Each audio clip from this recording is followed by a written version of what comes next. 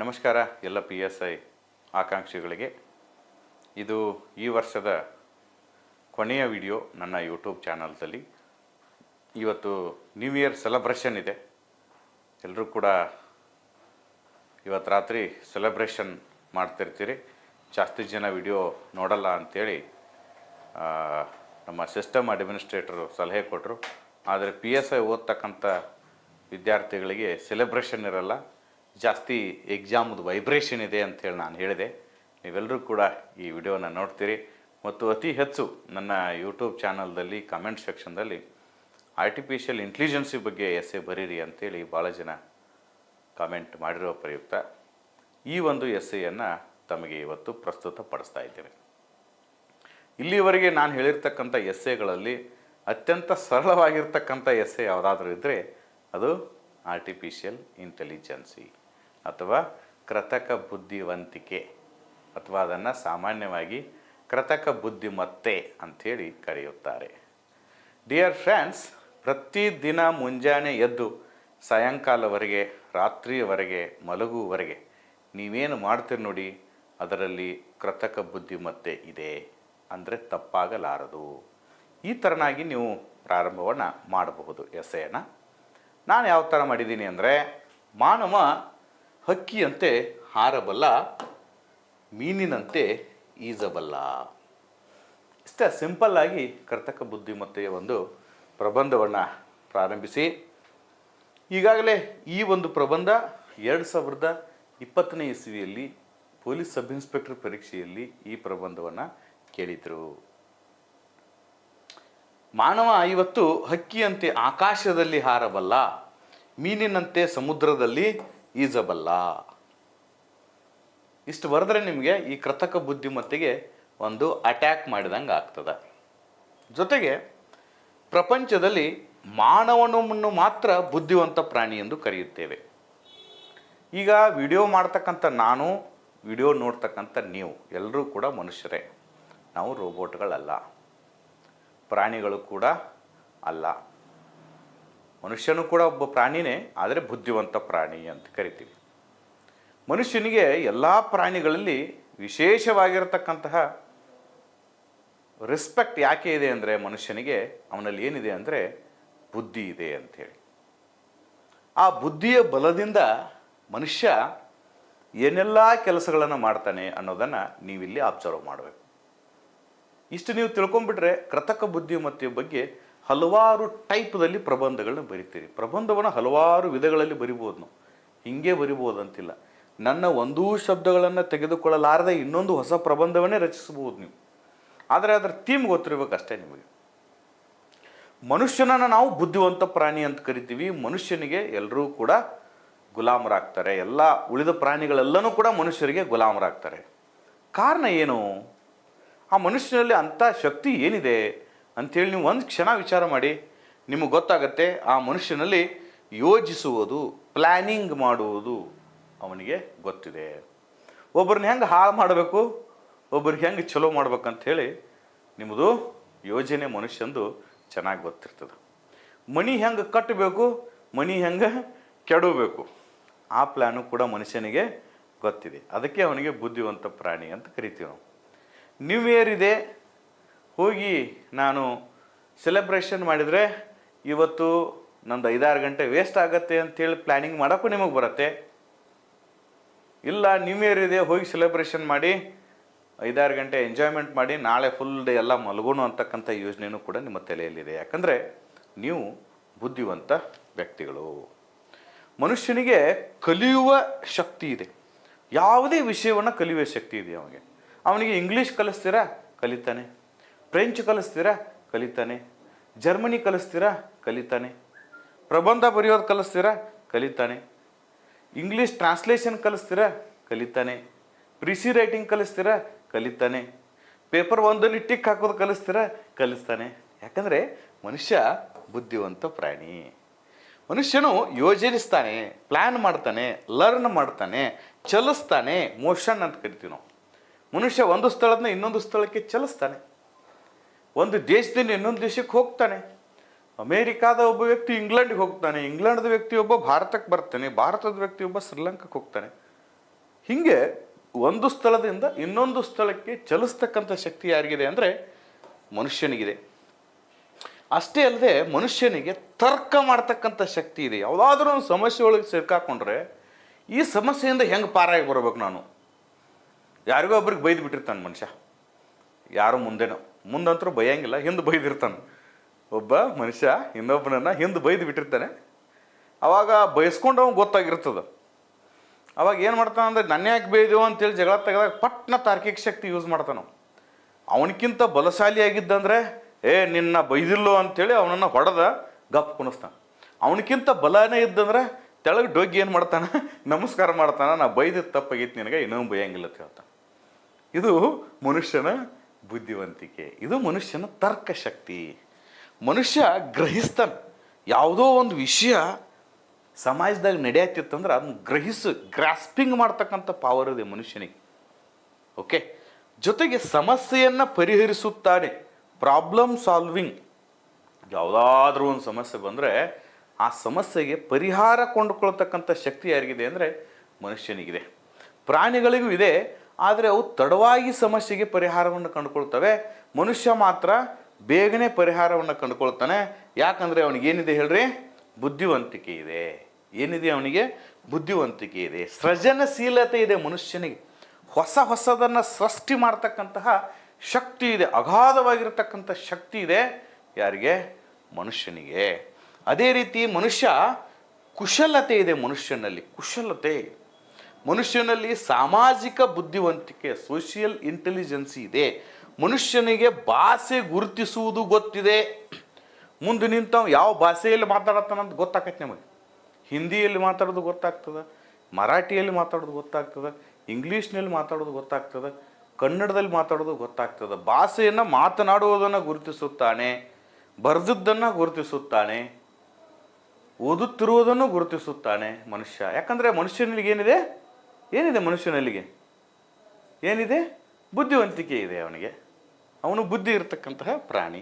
ಮಾತನಾಡುತ್ತಾನೆ. ಈ ಜಗತ್ತಿನಲ್ಲಿ ಹೇಳಿ ನೋಡೋಣ, ಮನುಷ್ಯನ ಬಿಟ್ಟು ಯಾರೇ ಮಾತಾಡ್ತಾರ? ಯಾರೂ ಮಾತಾಡಂಗಿಲ್ಲ. ಗಿಳಿ ಮಾತಾಡ್ತೈತಿ ಅಂತ ಹೇಳ್ತಾರೆ, ಅದಕ್ಕೆ ಎಲ್ಲಿ ಮಾತಾಡೋಕೆ ಬರ್ತೈತಿ? ಕಲ್ತಿರ್ತೈತಿ ಒಂದು 4 ಶಬ್ದ ಅಷ್ಟೆ. ಮೇಕೆ ಮಾತಾಡ್ತೈತಿ ಅಂತಾರೆ ಒಬ್ರು, ಮೇಕೆ ಮಾತಾಡಿಸ್ತೀನ ಅಂತೇಳಿ. ಹೆಂಗಂತ ಕೇಳಿದರೆ ಒಂದು ಯಾವುದೋ ಮೂವಿದಾಗ ನೋಡಿನಿ. ಅದು ನಿಂಗೆ ಬಡಿತಾರ, ಅದು ಮ್ಯಾ ಅಂತೈತೆ. ಮ್ಯಾ ಅಂದ್ರೆ ಮೇ ತಿಂಗಳು ಅಂತ ತಿಳ್ಕೊತೀವಿ ಅಷ್ಟೇ, ಸುಮ್ಮನೆ ಜೋಕು. ಆದರೆ ಉಳಿದು ಯಾವುದೂ ಪ್ರಾಣಿಗಳು ಮಾತಾಡೋಂಗಿಲ್ಲ. ಮಂಗನೂ ಮಾತಾಡೋಂಗಿಲ್ಲ, ಚಿಂಪಾಂಜಿನೂ ಕೂಡ ಮಾತಾಡೋಂಗಿಲ್ಲ. ಅವ್ರದ್ದಾಗಿರ್ತಕ್ಕಂಥ ಬೇರೆ ಮಾತುಗಳದಾವೆ. ಆದರೆ ಮನುಷ್ಯನಿಗೆ ಮಾತ್ರ ಮಾತನಾಡುವ ಶಕ್ತಿ ಇದೆ. ಹಾಡುತ್ತಾನೆ ಮನುಷ್ಯ. ಕೆಲವೊಂದು ಹೇಳ್ತೀವಿ ನಾವು, ಕೋಗಿಲೆಗಳು ಕುಹೂ ಕುಹೂ ಹಾಡ್ತಾವಂತೇಳಿ. ಅಷ್ಟೇ ಮ್ಯೂಸಿಕ್ ಅಟ್ಟ ಐತೆ ಅವರಿಗೆ. ಆದರೆ ಸಂಗೀತವನ್ನು ಹಾಡುವುದು ಶಕ್ತಿ ಮನುಷ್ಯನಿಗೆ ಗೊತ್ತಿದೆ. ಜೊತೆಗೆ ಕುಣಿಯುತ್ತಾನೆ ಮನುಷ್ಯ. ಏನು ಮಾಡ್ತಾನೆ? ಡ್ಯಾನ್ಸ್, ನೃತ್ಯ ಮಾಡ್ತಾನೆ ಮನುಷ್ಯ. ನವಿಲುಗಳು ನೃತ್ಯವನ್ನು ಮಾಡುತ್ತವೆ. ಆದರೆ ನವಿಲಿಗಿಂತನೂ ಅಂದವಾಗಿ ನೃತ್ಯ ಮಾಡುವವರು ನಮ್ಮಲ್ಲಿದ್ದಾರೆ. ನಿಮಗೆಲ್ಲ ಗೊತ್ತಿದ್ದಾರೆ ಅವ್ರು ಯಾರಂತೇಳಿ. ಅವ್ರು ಯಾರಂತ ಹೇಳಿದರೆ ಕಮೆಂಟ್ ಬಾಕ್ಸ್ದಲ್ಲಿ ನೀವು ಕಮೆಂಟ್ ಕೂಡ ಹಾಕ್ತೀರಿ. ಜೊತೆಗೆ ಹೀಗೆ ಎಷ್ಟು ವಿಷಯಗಳನ್ನ ಪಟ್ಟಿ ಮಾಡಿದೆ ನೋಡಿ ನನಗೆ. ಕಲಿಯುವುದು, ಯೋಜಿಸುವುದು, ಕಲಿಯುವುದು, ಚಲಿಸುವುದು, ತಾರ್ಕಿಕ ಶಕ್ತಿ, ಗ್ರಹಿಸುವುದು, ಸಮಸ್ಯೆ ಪರಿಹರಿಸುವುದು, ಸೃಜನಶೀಲತೆ, ಕುಶಲತೆ, ಸಾಮಾಜಿಕ ಬುದ್ಧಿವಂತಿಕೆ, ಭಾಷೆ ಗುರುತಿಸುವುದು, ಮಾತನಾಡುವುದು, ಹಾಡುವುದು, ಕುಣಿಯುವುದು, ಹೀಗೆ ಪಟ್ಟಿ ಮಾಡುತ್ತಾ ಹೋದರೆ ಅದು ಹನುಮಂತನ ಬಾಲದಂತೆ ಬೆಳೆಯುತ್ತಾ ಹೋಗುತ್ತದೆ. ಇದು ಸಾಮಾನ್ಯವಾಗಿರ್ತಕ್ಕಂಥ ಚೌಕಟ್ಟು. ಇಂಥವು ಯಾವರೇ ಪಟ್ಟಿ ಮಾಡೋ ವಿಷಯ ಬಂದಾಗ ನೀವು ಪ್ರಬಂಧದಲ್ಲಿ ಲಾಸ್ಟ್ ಕೀ ಲೈನ್ ಹಾಕ್ಬೋದು. ಹೀಗೆ ಪಟ್ಟಿ ಮಾಡುತ್ತಾ ಹೋದರೆ ಈ ಪಟ್ಟಿಯು ಹನುಮಂತನ ಬಾಲದಂತೆ ಬೆಳೆಯುತ್ತಾ ಹೋಗುತ್ತದೆ. ಪ್ರಬಂಧ ಬರೆಯುವ ಕೌಶಲ ಇದು. ಭಾರತದಲ್ಲಿ ಬಡತನಕ್ಕೆ ಕಾರಣಗಳು ಅಂತ ಬರೆದಾಗ ನೀವು ಸಾಕಷ್ಟು ಪಟ್ಟಿ ಮಾಡ್ತಿರ್ಲೆ, ಇನ್ನೂ ಉಳಿದಿರ್ತಾವೆ ಬರೆಯೋದು ಭಾಳ. ಆದರೆ ಶಬ್ದದ ಮಿತಿ ಇರ್ತದೆ, ಪೇಜ್ ಮುಗಿದಿರ್ತಾವಲ್ಲ, ಹೀಗೆ ಅದನ್ನು ಪಟ್ಟಿ ಮಾಡುತ್ತಾ ಹೋದರೆ ಅದು ಹನುಮಂತನ ಬಾಲದಂತೆ ಬೆಳೆಯುತ್ತಾ ಹೋಗುತ್ತದೆ ಅಂಥೇಳಿ ನೀವೇನು ಮಾಡಬಹುದು, ಅಂತಿಮಗೊಳಿಸ್ಬೋದು. ಅಂದರೆ ಈ ವ್ಯಾಲ್ಯುವೇಟ್ರಿಗೆ ಗೊತ್ತಾಗತ್ತೆ, ಇವನಿಗೆ ಇನ್ನೂ ಭಾಳದ ಗೊತ್ತದವ, ಆದರೆ ಬರೆಯೋಕೆ ಅವಾಗ ಟೈಮ್ ಮತ್ತು ಶಬ್ದದ ಮಿತಿ ಇರೋದರಿಂದ ಬರೆದಿಲ್ಲ ಅಂಥೇಳಿ ತಿಳ್ಕೊತಾನೆ. ಡಿಯರ್ ಫ್ರೆಂಡ್ಸ್, ಈಗ ತಿಳ್ಕೊಳ್ಳಿ, ಈ ಎಲ್ಲ ಗುಣಗಳು ಮನುಷ್ಯನಲ್ಲಿ ಅದಾವಂತ ತಿಳ್ಕೊಂಡು ಮನುಷ್ಯನನ್ನು ಏನಂತ ಕರಿತೀವಿ ನಾವು? ಬುದ್ಧಿವಂತ ಪ್ರಾಣಿ ಅಂತ ಕರಿತೀವಿ. ಈ ಒಂದು ಶಕ್ತಿ ಮನುಷ್ಯನಿಗೆ ಕೊಟ್ಟವರಾರು? ಹಾಡುವುದು, ಕುಣಿಯುವುದು, ನೃತ್ಯ ಮಾಡುವುದು, ಸಮಸ್ಯೆ ಪರಿಹರಿಸುವುದು, ಮಾತನಾಡುವುದು, ಈ ಒಂದು ಅಗಾಧವಾಗಿರ್ತಕ್ಕಂಥ ಶಕ್ತಿಯನ್ನು ಮನುಷ್ಯನಿಗೆ ಕೊಟ್ಟವರಾರು? ಯಾರು ಕೊಟ್ಟಿದ್ದಾರೆ? ಯಾರು ಕೊಟ್ಟಿದ್ದಾರೆ? ದೇವರು ಕೊಟ್ಟಿದ್ದಾನೆ, ಅಥವಾ ಪ್ರಕೃತಿ ಕೊಟ್ಟಿದೆ, ನಿಸರ್ಗ ಕೊಟ್ಟಿದೆ. ಪ್ರತಿಯೊಬ್ಬ ಮನುಷ್ಯನಿಗೂ ಕೂಡ ಇದನ್ನು ಯಾರು ಕೊಟ್ಟರೆ ಅಂದರೆ ನಿಸರ್ಗ ಕೊಟ್ಟಿದೆ. ಅದಕ್ಕೆ ಅದನ್ನ ನೈಸರ್ಗಿಕ ಬುದ್ಧಿಮತ್ತೆ ಅಂತ ಕರಿತೀವಿ ನಾವು. ಏನಂತ ಕರಿತೀವಿ? ನೈಸರ್ಗಿಕ ಬುದ್ಧಿವಂತಿಕೆ ಅಂತ ಕರಿತೀವಿ. ನಿಸರ್ಗದತ್ತವಾಗಿ ಕೊಟ್ಟಿರ್ತಕ್ಕಂತಹ ಕೊಡುಗೆ, ದೇವರು ಕೊಟ್ಟಿರ್ತಕ್ಕಂಥ ಕೊಡುಗೆ ಅದು. ಆಧ್ಯಾತ್ಮದಲ್ಲಿ ದೇವರು ಅಂತ ಕರಿತೀವಿ ನಾವು, ನಮ್ಮ ವಿಜ್ಞಾನದಲ್ಲಿ ನೈಸರ್ಗಿಕ ಅಂತ ಕರಿತೀವಿ ನಾವು. ಹಾಗಾದರೆ ಈ ಮನುಷ್ಯಾಗಿರ್ತಕ್ಕಂತಹ ನೈಸರ್ಗಿಕ ಶಕ್ತಿಯನ್ನು ಇನ್ನೊಬ್ರು ಬೇರೆದವ್ರು ಮಾಡಾಕತ್ತನ್ರಿ. ಇದನ್ನ ಮನುಷ್ಯ ಮಾಡಾಕತ್ತಾರ ನೈಸರ್ಗಿಕ ಶಕ್ತಿ, ಅದನ್ನ ಒಂದು ಮಷಿನ್ ಮಾಡಾಕೈತಂದ್ರೆ, ಹೌದಾ? ಅರ್ಥ ಆಯ್ತಾ? ಕ್ರ್ಯಾಕ್ ಮಾಡಿದ್ರಿ ಎಸೆ. ಯೋಜಿಸುವುದು ಮನುಷ್ಯ ಮಾಡ್ತಾನೆ, ಅದನ್ನು ಮಷಿನ್ ಮಾಡಾಕೈತಂದ್ರೆ ಅದು ನೈಸರ್ಗಿಕವಾಗಿರ್ತಕ್ಕಂಥ ಬುದ್ಧಿಮತ್ತೆನೋ ಅದಕ್ಕೆ ವಿರುದ್ಧವಾಗಿರ್ತಕ್ಕಂಥ ಬುದ್ಧಿಮತ್ತೆನೋ? ಅದು ಯಾರ್ದೋ ಕೃತಕ, ಅಂದರೆ ಯಾರೋ ಒಬ್ಬರು ಯಂತ್ರದಲ್ಲಿ ಕೃತಕವಾಗಿ ಯೋಜಿಸ್ತಕ್ಕಂಥದ್ದು. ಮನುಷ್ಯ ಕಲಿತಾನೆ, ಮನುಷ್ಯನ ಬಿಟ್ಟು ಯಾವುದೋ ಯಂತ್ರ ಕಲಿಯಾಕೈತೆ ಕಂಪ್ಯೂಟರ್ ಕಲಿಯಾಕೈತೆ ಅಂದ್ರೆ ಏನಂತ ಕರಿತೀವಿ? ಅದನ್ನ ಕೃತಕ ಬುದ್ಧಿಮತ್ತೆ. ಮನುಷ್ಯ ಚಲಿಸ್ತಾನೆ, ಹೌದಾ? ಅದು ನಿಸರ್ಗದತ್ತವಾಗಿ 2 ಕಾಲು ಕೊಟ್ಟಾನ ದೇವರು, 2 ಕಾಲಿಂದ ಚಲಿಸ್ತಾನೆ. ಅದೇ ಮನುಷ್ಯನ ಬಿಟ್ಟು ಯಂತ್ರ ಒಂದು ಚಲಿಸಾಕೈತಂದ್ರೆ, ಬಸ್ ಹೋಗತ್ಲೆ ಚಲಿಸ್ತೈತಿಲ್ಲ, ವಿಮಾನ ಚಲಿಸ್ತೈತಿಲ್ಲ, ಅದು ಚಲಿಸಾಕ ಯಂತ್ರದಲ್ಲಿ ಒಂದು ಸಾಫ್ಟ್ವೇರ್ ಹಾಕಿದ್ದೀವಲ್ಲ ನಾವು, ಒಂದು ಪ್ರೋಗ್ರಾಮ್ ಫಿಕ್ಸ್ ಮಾಡಿದ್ವಿಲ್ಲ ನಾವು, that is called artificial intelligence. ಅದನ್ನು ಕೃತಕ ಬುದ್ಧಿಮತ್ತೆ ಅಂತ ಕರಿತೀವಿ ನಾವು. ಅರ್ಥ ಆಗತೈತಿ ಇಲ್ಲೋ? ಅರ್ಥ ಆಗತೈತಿಲ್ಲೋ? ಭಾಳ ಈಸಿ ಇದು, ಇದರಟ್ಟು ಈಸಿಯಸ್ ಯಾವುದೂ ಇಲ್ಲ. ಬಟ್ ಇದನ್ನ ಬರೀರಿ ಅಂತಾರೆ ಹುಡುಗರು. ಯಾಕೆ ಗೊತ್ತಿಲ್ಲ, ಭಾಳ ವಿಷಯ ಇದೆ. ಅದನ್ನು ಯಾವ ಥರನಾಗಿ ಜೋಡಿಸ್ಕೊಳ್ಳೋದು ಗೊತ್ತಿಲ್ಲ ಬಹುಶಃ ನಿಮಗೇನಾದರೂ ಜೋಡಿಸ್ಕೊಳ್ಳೋದು ಕಲಿಸ್ಕೊಟ್ರೆ ಕೃತಕ ಬುದ್ಧಿಮತ್ತೆ ಬಗ್ಗೆ ದ ಬೆಸ್ಟ್ ಎಸ್ಸೆ ಬರಿತೀರಿ ನೀವು, ಹೌದಾ? ನೀವು ಯಾರು ಒಳ್ಳೆ ಎಸ್ಸೆ ಬರಿತಿರಲಿಲ್ಲ ಇದ್ರ ಬಗ್ಗೆ, ನನ್ನ ಮೊಬೈಲ್ ನಂಬರ್ ಭಾಳಷ್ಟು ಜನರ ಕಡೆ ಇದೆ ನಿಮ್ಮ ಹತ್ರ. ನನಗೆ 6 ಪುಟ ಎಸ್ಸೆ ಬರೆದು ಡಿಫರೆಂಟಾಗಿ ಎಸ್ಸೆ ಬರೆದು ನಂಗೆ ಕಳಿಸ್ಕೊಡಿ, ನಾನು ಚೆಕ್ ಮಾಡಿ ಕೊಡ್ತೀನಿ. Okay, that is my new year commitment. ಮುಂದಿನ ವರ್ಷ ನಾಳೆನೇ ನ್ಯೂ ಇಯರ್ ಬರ್ತಾ ಇದೆಯಲ್ಲ, ಹೊಸದಾಗಿ ಸ್ಟಾರ್ಟ್ ಮಾಡೋಣ. ನೀವು ಎಸ್ಸೆ ಬರೆದು ಕೊಟ್ಟರೆ ನಾನು ಅಲ್ಲೇ ಅದನ್ನು ತಿದ್ದಿ ಮತ್ತೆ ಕಳಿಸ್ತೀನಿ. ಓಕೆ, ತಾರ್ಕಿಕ ಶಕ್ತಿ, ತರ್ಕ ಮಾಡ್ತಕ್ಕಂಥದ್ದು ಮನುಷ್ಯನ ನೈಸರ್ಗಿಕ ಬುದ್ಧಿಮತ್ತೆ. ಅದನ್ನು ಒಂದು ಮಷಿನ್ ಮಾಡೋಕೈತಂದ್ರೆ, ಓಕೆ, ಗ್ರಹಿಸುವುದು ಮನುಷ್ಯನ ನೈಸರ್ಗಿಕ ಶಕ್ತಿ, ಅದನ್ನು ಒಂದು ಮಷಿನ್ ಮಾಡೋಕೈತಂದ್ರೆ ಅದು ಕೃತಕ ಬುದ್ಧಿಮತ್ತೆ. ಸಮಸ್ಯೆ ಪ್ರಾಬ್ಲಮ್ ಸಾಲ್ವಿಂಗ್ ಮಾಡ್ತಕ್ಕಂಥದ್ದು ಮನುಷ್ಯನ ಬುದ್ಧಿವಂತಿಕೆ, ನೈಸರ್ಗಿಕ ಬುದ್ಧಿವಂತಿಕೆ. ಅದನ್ನು ಪ್ರಾಬ್ಲಮ್ ಸಾಲ್ವನ್ನು ಒಂದು ಮಷಿನ್ ಮಾಡೋಕೈತಂದ್ರೆ ಅದು ಕೃತಕ ಬುದ್ಧಿಮತ್ತೆ.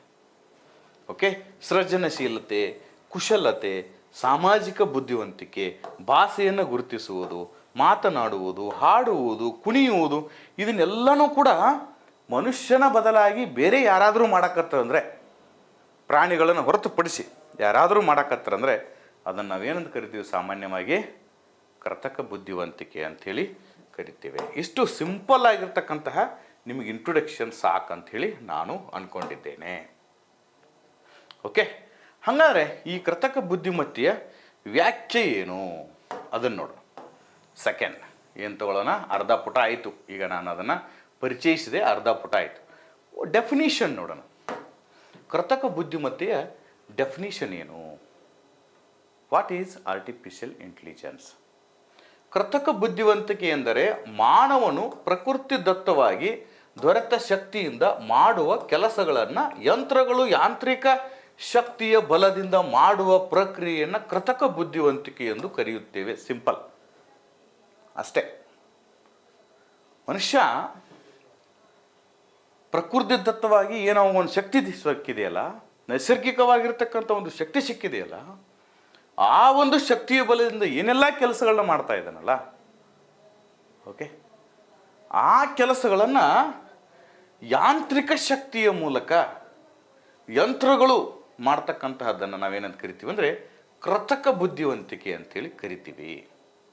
ಮಾನವನು ತನ್ನ ಅಪಾರವಾದ ಬುದ್ಧಿವಂತಿಕೆಯಿಂದ ಚೆಸ್ ಆಟವನ್ನು ಆಡುತ್ತಾನೆ, ಹೌದಾ? ಮ್ಯಾಗ್ನಸ್ ಕಾರ್ಲ್ಸನ್ ಅಂತ ಒಬ್ಬದಾನ ಚೆಸ್ ಆಟಗಾರ, ಪ್ರಜ್ಞಾನಂದ ಅಂತದಾನ ಒಬ್ಬ ಚೆಸ್ ಆಟಗಾರ, ಅವರಕ್ಕ ವೈಶಾಲಿ ಅಂತ ಒಬ್ಬಕ್ಕಿದಾಳ, ಮೊನ್ನೆ ಗ್ರ್ಯಾಂಡ್ ಮಾಸ್ಟರ್ ಆದ್ಲವಳು, ಗೊತ್ತಿದೆಯಾ? ಅತ್ಯಂತ ಕಿರಿಯ ವಯಸ್ಸಿನಲ್ಲಿ ಅಗಾಧವಾಗಿರ್ತಕ್ಕಂಥ ಸಾಧನೆ ಮಾಡಿರೋರು, ಚೆಸ್ ಆಟದಲ್ಲಿ ಗ್ರ್ಯಾಂಡ್ ಮಾಸ್ಟರ್ಸ್ಗಳವರು. ಓಕೆ, ವಿಶ್ವ ಚೆಸ್ ಚಾಂಪಿಯನ್ಶಿಪ್ ಗೆಲ್ತಾನೆ ಮ್ಯಾಗ್ನಸ್ ಕಾರ್ಲ್ಸನ್. ಯಾಕೆ ಗೆಲ್ತಾನ? ಅವನಲ್ಲಿ ಏನಿದೆ? ಅವನಲ್ಲಿ ಬುದ್ಧಿವಂತಿಕೆ ಇದೆ. ಅದನ್ನು ಯಾರು ಕೊಟ್ಟರೆ? ನಿಸರ್ಗವೇ ಕೊಟ್ಟಿದೆ, ನೈಸರ್ಗಿಕ ಬುದ್ಧಿವಂತಿಕೆ. ಹೌದಾ? ಆದರೆ ಇದೇ ಚೆಸ್ ಆಟವನ್ನು ಒಂದು ಯಂತ್ರ ಆಟ ಆಡಿದರೆ, ಮುಂದೆ ಯಂತ್ರ ಕುಂತಿರ್ತಾರೆ, ಈ ಕಡೆ ಮನುಷ್ಯ ಕುಂತಿರ್ತಾನೆ. ಆ ಮನುಷ್ಯನ ಜೊತೆ ಯಂತ್ರ ಆಟ ಆಡಿತಂದ್ರೆ ಅದಕ್ಕೆ ಯಾವ ಬುದ್ಧಿವಂತಿಕೆಯಿಂದ ಆಟ ಆಡ್ತೈತೆ? ಅದು ಕೃತಕ ಬುದ್ಧಿವಂತಿಕೆಯಿಂದ ಆಟ ಆಡ್ತೈತೆ. ಓಕೆ, ಮನುಷ್ಯ ನೈಸರ್ಗಿಕ ಬುದ್ಧಿವಂತಿಕೆಯಿಂದ ಆಟ ಆಡ್ತಾನೆ. ಮುಂದೆ ಕೂತು ಮಷಿನ್ ಎದರ ಬುದ್ಧಿವಂತಿಕೆಯಿಂದ ಆಟ ಆಡ್ತೈತಿ? ಅದರಲ್ಲಿರ್ತಕ್ಕಂಥ ಪ್ರೋಗ್ರಾಮ್ ಹಾಕಿರ್ತಾರೆ ಅದಕ್ಕೆ ಈಗಾಗಲೇ ಏನು ಮಾಡಿರ್ತಾರೆ? ಅದಕ್ಕೆ ಯಾಂತ್ರಿಕವಾಗಿರ್ತಕ್ಕಂಥ ಶಕ್ತಿಯನ್ನು ಕೊಟ್ಟಿರ್ತಾರೆ. ಅದು ಆಟ ಆಡಿದರೆ ಅದಕ್ಕೆ ನಾವೇನಂತ ಕರಿತೀವಿ? ಕೃತಕ ಬುದ್ಧಿವಂತಿಕೆ ಅಂಥೇಳಿ ಕರಿತೀವಿ. ಅದಕ್ಕೊಂದು ಉದಾಹರಣೆನೂ ಕೂಡ ನಿಮಗೇನಾಯ್ತು ಈಗ ಗೊತ್ತಾಯಿತು. ಇದಾದ ನಂತರ ಸ್ವಲ್ಪ ಮುಂದೆ ಚಲಿಸೋಣ.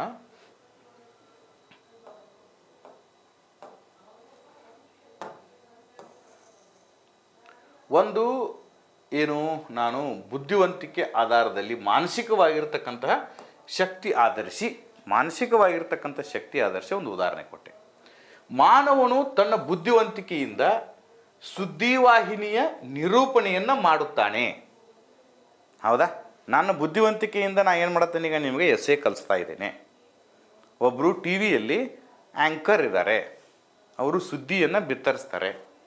ಅದೇ ಯಂತ್ರಗಳು ತಮ್ಮ ಯಾಂತ್ರಿಕ ಶಕ್ತಿಯಿಂದ ಸುದ್ದಿ ನಿರೂಪಣೆ ಮಾಡಿದರೆ, ಇಲ್ಲಿ ನನ್ನ ಬದಲಾಗಿ ರೋಬೋಟ್ ಬಂದು ನಿಮಗೊಂದು ಕ್ಲಾಸ್ ತಗೋತಂದ್ರೆ ಅದರಲ್ಲಿ ಯಾವ ಶಕ್ತಿ ಇದೆ? ಕೃತಕ ಶಕ್ತಿ ಇದೆ, ಯಾಂತ್ರಿಕ ಶಕ್ತಿ ಇದೆ. ಹೌದಾ? ಅದುವೇ ಕೃತಕ ಬುದ್ಧಿಮತ್ತೆ. ಇದಕ್ಕೆ ಸಿಂಪಲ್ಲಾಗಿ ಸ್ಟಾರ್ಟ್ ಮಾಡಿ ಮೊದಲು ಪರಿಚಯ ಮಾಡಿಸ್ಕೊಡಿ ಅದನ್ನ. ಕೃತಕ ಬುದ್ಧಿಮತ್ತೆ ಅಂದರೆ ಏನು ಅಂತೇಳಿ ಇವ್ಯಾಲ್ಯುವೇಟ್ರಿಗೆ ಪರಿಚಯ ಮಾಡಿಸ್ಕೊಡ್ಬೇಕಾದ್ರೆ ಮೊದಲು ನೀವು ತಿಳ್ಕೊಬೇಕಾದ. ಓಕೆ, ಈಗ ಮಾನವ ತನ್ನ ದೈಹಿಕ ಶಕ್ತಿಯಿಂದ ಹೊಲದಲ್ಲಿರ್ತಕ್ಕಂತಹ ಕಬ್ಬು ಕಡಿತಾನಪ್ಪ. ಮೊದಲು ಗ್ಯಾಂಗ್ಮನ್ಗಳು ಅಂತ ಬರ್ತಿದ್ರು, ಗ್ಯಾಂಗ್ ಅಂತ ಬರ್ತಿದ್ವು ಮಹಾರಾಷ್ಟ್ರದಿಂದ ನಮ್ಮಲ್ಲಿ. ಹೌದಲ್ಲ? ಅವಕ್ಕೊಂದು ಏನೋ ಹೆಸರು ಕರಿತಿದ್ವಲ್ಲ, ಎಂಥ ಗ್ಯಾಂಗ್ ಅಂತೇಳಿ. ಹಂಗೆ ಮರಾಠಿ ಗ್ಯಾಂಗಿಗೆ ಹೆಸರು ಕರಿತಿದ್ವಿ, ಅದಕ್ಕೊಂದು ಏನೋ ತೋಡ್ನಿ ಗ್ಯಾಂಗನ್ನು ಏನೋ ಅಂತ ಕರಿತಿದ್ವಿ. ಅವ್ರ ಕೈಯಾಗ ದೊಡ್ಡ ದೊಡ್ಡ ಹತ್ತಾರಗಳು ಇರ್ತಿದ್ವು. ಅವರು ಕಬ್ಬು ಕಟಾವು ಮಾಡ್ತಿದ್ರು. ಹೌದಾ? ಮಾಡ್ತಿದ್ರಲ್ಲ ಅವ್ರು, ಮಾಡಿ ಫ್ಯಾಕ್ಟ್ರಿಗೆ ಹಾಕ್ಬೇಕು ಅದನ್ನು. ಇದು ಮನುಷ್ಯಂದೇನಿದೆ? ದೈಹಿಕ ಶಕ್ತಿ, ದೈಹಿಕ ಬುದ್ಧಿವಂತಿಕೆ. ಹೌದಾ? ಅದೇ ಕೆಲಸವನ್ನು ದಾಸನೂರು ಕಬ್ಬು ಕಟಾವು ಮಾಡೋ ಮಷಿನ್ ಅಂತ ಒಂದು ಬಂದಿದೆ, ಹುಬ್ಳಿದವ್ರು ತಯಾರು ಮಾಡ್ಯಾರಿ. ಅದು ತಾನೇ ಕಬ್ಬು ಕಟ್ ಮಾಡ್ತೈತೆ, ಅದು ತಾನೇ ಲೋಡ್ ಮಾಡ್ತದೆ. ತಿಳಿತಾ? ಅದು ಎದರಿಂದ ಮಾಡ್ತೈತಿ? ಅದರಲ್ಲಿರ್ತಕ್ಕಂಥ ಯಾಂತ್ರಿಕ ಶಕ್ತಿಯಿಂದ ಅದು ಮಾಡ್ತೈತಲ್ಲ, ಅದನ್ನು ನಾವೇನಂತ ಕರಿತೀವಿ ಅಂದರೆ ಕೃತಕ ಬುದ್ಧಿಮತ್ತೆ ಅಂತ ಕರಿತೀವಿ. ಹಿಂಗೆ ಎಕ್ಸಾಂಪಲ್ ಕೊಡ್ತಾ ಹೋದರೆ 50 ಪುಟ ಇದನ್ನ ಬರಿಬೇಕಾಗ್ತದೆ.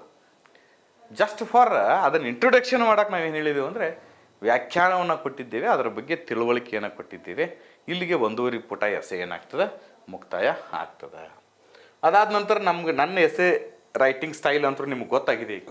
ಇಷ್ಟ ಆದ ತಕ್ಷಣ ಯಾವುದೋ ಒಂದು ವಿಷಯವನ್ನು ಬರೆಯುವಾಗ ಅದು ಬೆಳೆದ ಬಂದ ಹಾದಿ. ನಿಮ್ಗೆ ನಾ ಇಲ್ಲಿ ಬರೀ ಒಂದು ಕೃತಕ ಬುದ್ಧಿಮತ್ತೆ ಎಸೆ ಒಂದೇ ಕಳಿಸ್ತಾ ಇಲ್ಲ, ಹೌ ಟು ರೈಟ್ ಬೆಸ್ಟ್ ಎಸೆನೂ ಅಂತ ಕಲಿಸಾತೀನಿ. ನೀವು ಸರಿಯಾಗಿ ತಿಳ್ಕೊಂಡ್ರೆ ನಿಮ್ಗೆ ಡೆಫಿನೆಟಾಗಿ ಅರ್ಥ ಆಕೈತೆ. ಯಾವುದೇ ಒಂದು ಹೊಸ ಪದದ ಮೇಲೆ ಎಸೆ ಬಿದ್ದಿತ್ತಂದರೆ ಮೊದಲಿಗೆ ಆ ಎಸ್ಸೆಯನ್ನು ಏನು ಮಾಡಬೇಕು? ಅಟ್ಯಾಕ್ ಮಾಡಬೇಕು, ಅದರ ವ್ಯಾಖ್ಯೆಯನ್ನು ಬರೀಬೇಕು, ಆಮೇಲೆ ಅದು ಬೆಳೆದ ಬಂದ ದಾರಿ ಅಂತ ಬರೀಬೇಕು. ಅರ್ಥ ಆಗತೈತಿ? ನೀವು ಬೆಸ್ಟ್ ಎಸ್ಸೆ ರೈಟರ್ ಹಾಕಿರಿ, ನೀವು 1 ವರ್ಷನಾಗ ನೀವು ಕೂಡ ಬೆಸ್ಟ್ ಎಸ್ಸೆ ರೈಟರ್ ಹಾಕಿರಿ.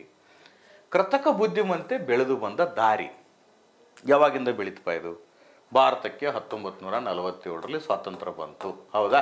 ಏನಾದರೂ ಒಂದು ನಾವು ಸೋಷಿಯಲ್ ಇಶ್ಯೂಸ್ ಬಗ್ಗೆ ಬರೀಬೇಕಾದ್ರೆ ಸ್ವಾತಂತ್ರ್ಯ ಬಂದಾಗಿಂದ ಹಿಡಿದು ಬರೆಯೋಕ್ಕೆ ಸ್ಟಾರ್ಟ್ ಮಾಡ್ತೀವಿ. ಇದು ಭಾರತಕ್ಕಟ್ಟ ಸೀಮಿತ ಆಗಿಲ್ಲ, ಇಡೀ ಜಗತ್ತಿಗೆ ಸೀಮಿತವಾಗಿರೋದೆ. ಹೌದಲ್ಲ? ಸುಮಾರು ಒಂದು 50-60 ವರ್ಷಗಳ ಹಿಂದಿನ ಇತಿಹಾಸ ಇರ್ತದೆ. ಯಾವುದೋ ಒಂದು ಈಗ ನಮಗೆ ಕೇಳ್ತಾ ಇದ್ದಾರೆ ಅಂದರೆ ಅದಕ್ಕೊಂದು 50-60 ವರ್ಷಗಳ ಇತಿಹಾಸ ಇರ್ತದೆ. ಹೆಂಗೆ ಬೆಳೆದು ಬಂತು ಅಂತೀವಿ. ಹೆಂಗೆ ಬೆಳೆದು ಬಂತು? ನೀವೊಬ್ಬ PSI ಹಾಕಿ, CPI ಹಾಕಿ, DYSP ಹಾಕಿ, ರಿಟೈರ್ಡ್ ಹಾಕಿಯಪ್ಪ, ನಿನ್ನ ಬಗ್ಗೆ ಎಸೆ ಬರೆಯತ್ತಂದಾಗ ಫಸ್ಟ್ ಏನು ಬರಿತೀನಿ? ನಿನ್ನ ಬಗ್ಗೆ ಮೊದಲು ಸ್ವಲ್ಪ ಬಿರುದು ಬಾವಲಿಗಳನ್ನು ಬರ್ಕೋತೀನಿ. ಅದ ಇಂಟ್ರೊಡಕ್ಷನ್, ಅದ ಪೀಠಿಕೆ. ಎರಡನೇದು ನಿನ್ನ ಡಿಫೈನ್ ಮಾಡ್ಕೋತೀನಿ. ಹೌದಾ? ಮೂರನೇದೇನು? ನೀ ಬೆಳೆದು ಬಂದ ಹಾದಿ ಹೇಳ್ತೀನಿ. ನಾನು ಇಂಥ ಒಂದು ಹಳ್ಳಿಯಲ್ಲಿ ಹಿಂಗೆ ಹುಟ್ಟಿದೆ, ಇಂಥವರ ತಂದೆ ತಾಯಿಗಳ ಉದರದಲ್ಲಿ ಜನಿಸಿದೆ, ನಾನು ಇಷ್ಟನೇ ವಯಸ್ಸಿಗೆ ಇಂಥ ಶಾಲೆಯಲ್ಲಿ ಸೇರಿಕೊಂಡೆ ಅಂತ ಬರಿತೀಯಲ್ಲ, ಅದು ನೀ ಬೆಳೆದು ಬಂದಿರತಕ್ಕಂಥ ದಾರಿ. ಹಂಗಾರೆ ಈ ಕೃತಕ ಬುದ್ಧಿಮತ್ತೆ ಬೆಳೆದು ಬಂದಿರತಕ್ಕಂಥ ದಾರಿ ಏನಂದ್ರೆ 1950ರಲ್ಲಿ ಮೊದಲ ಬಾರಿಗೆ ಇದರ ಕಲ್ಪನೆಯನ್ನ ನೀಡಿದ ವ್ಯಕ್ತಿ ಅಲಾನ್ ಟ್ಯೂರಿಂಗ್. ಇದನ್ನ ನಿಮ್ಗೆ ಅಬ್ಜೆಕ್ಟಿವ್ ಕ್ವಶನ್ದಾಗ ಕೇಳ್ತಾರೆ. ಕೃತಕ ಬುದ್ಧಿಮತ್ತೆಯ ಬಗ್ಗೆ ಕಲ್ಪನೆ ನೀಡಿರ್ತಕ್ಕಂಥ ವ್ಯಕ್ತಿ ಯಾರು? ಯಾರಪ್ಪ? Alone Turing. ಯಾವಾಗ? 1950ರಲ್ಲಿ. ನೀವು ಕೃತಕ ಬುದ್ಧಿಮತ್ತೆ ಬರಿಬೇಕಾದ್ರೆ ಉಳಿದದ್ದು ಏನು ಬೇಕಾದ್ರೆ ವರವು ಶಾಪು ಅಥವಾ ಸಾಧಕ ಬಾಧಕ ಬರೆಯೋ ಏನು ಬೇಕಾದ್ರೆ ಬರಿಬೋದು. ಬಟ್ ಆ ಕೃತಕ ಬುದ್ಧಿಮತ್ತೆಗೆ ಈ ಪಾಯಿಂಟ್ಗಳನ್ನ ಕಂಪಲ್ಸರಿ ಸೇರಿಸಲೇಬೇಕು. ಇವುಗಳನ್ನ ಸೇರಿಸಲಿಲ್ಲ ಅಂದರೆ ಇನ್ಕಂಪ್ಲೀಟ್ ಆಗುತ್ತೆ. ಸೊ ದ್ಯಾಟ್ ಇವನು ಬೈಪಟ್ ಮಾಡಬೇಕಾಗತ್ತೆ. ಈ ಬೈಪಟ್ ಮಾಡಿದ ಕೆಟ್ಟಾಗಲ್ಲ, ನಿಮಗೆ ಪೇಪರ್ 2ಗೆ ಅನುಕೂಲಕರ. ಈ ಒಂದು ಕೃತಕ ಬುದ್ಧಿಮತ್ತೆಗೆ ಅಂತಕ್ಕಂತಹ ಕಲ್ಪನೆ ಕೊಟ್ಟವನು ಅಲಾನ್ ಟ್ಯೂರಿಂಗ್ ಆದರೆ, ಈ ಕೃತಕ ಬುದ್ಧಿಮತ್ತೆ ಅಂತಕ್ಕಂತಹ ಶಬ್ದವನ್ನು ಮೊದಲ ಬಾರಿಗೆ ಪರಿಚಯ ಮಾಡಿದವರು ಯಾರಂದರೆ ಜಾನ್ ಮೆಕಾರ್ಥಿ. ಇಬ್ಬರು ಜನ ಹೆಸರು ನೆನ್ಪಿಟ್ಕೋಬೇಕು, 2 ಇಸ್ವಿ ನೆನ್ಪಿಟ್ಕೋಬೇಕು. ಮೊದಲು ಕೃತಕ ಬುದ್ಧಿಮತ್ತೆ, ಆರ್ಟಿಫಿಷಿಯಲ್ ಇಂಟೆಲಿಜೆನ್ಸಿ ಅಂತೇಳಿ ಪದನೇ ಇರಲಿಲ್ಲ ಶಬ್ದಕೋಶದಲ್ಲಿ. ಈ ಪದ ಕೊಟ್ಟವನು ಯಾರಂದರೆ ಜಾನ್ ಮೆಕಾರ್ಥಿ.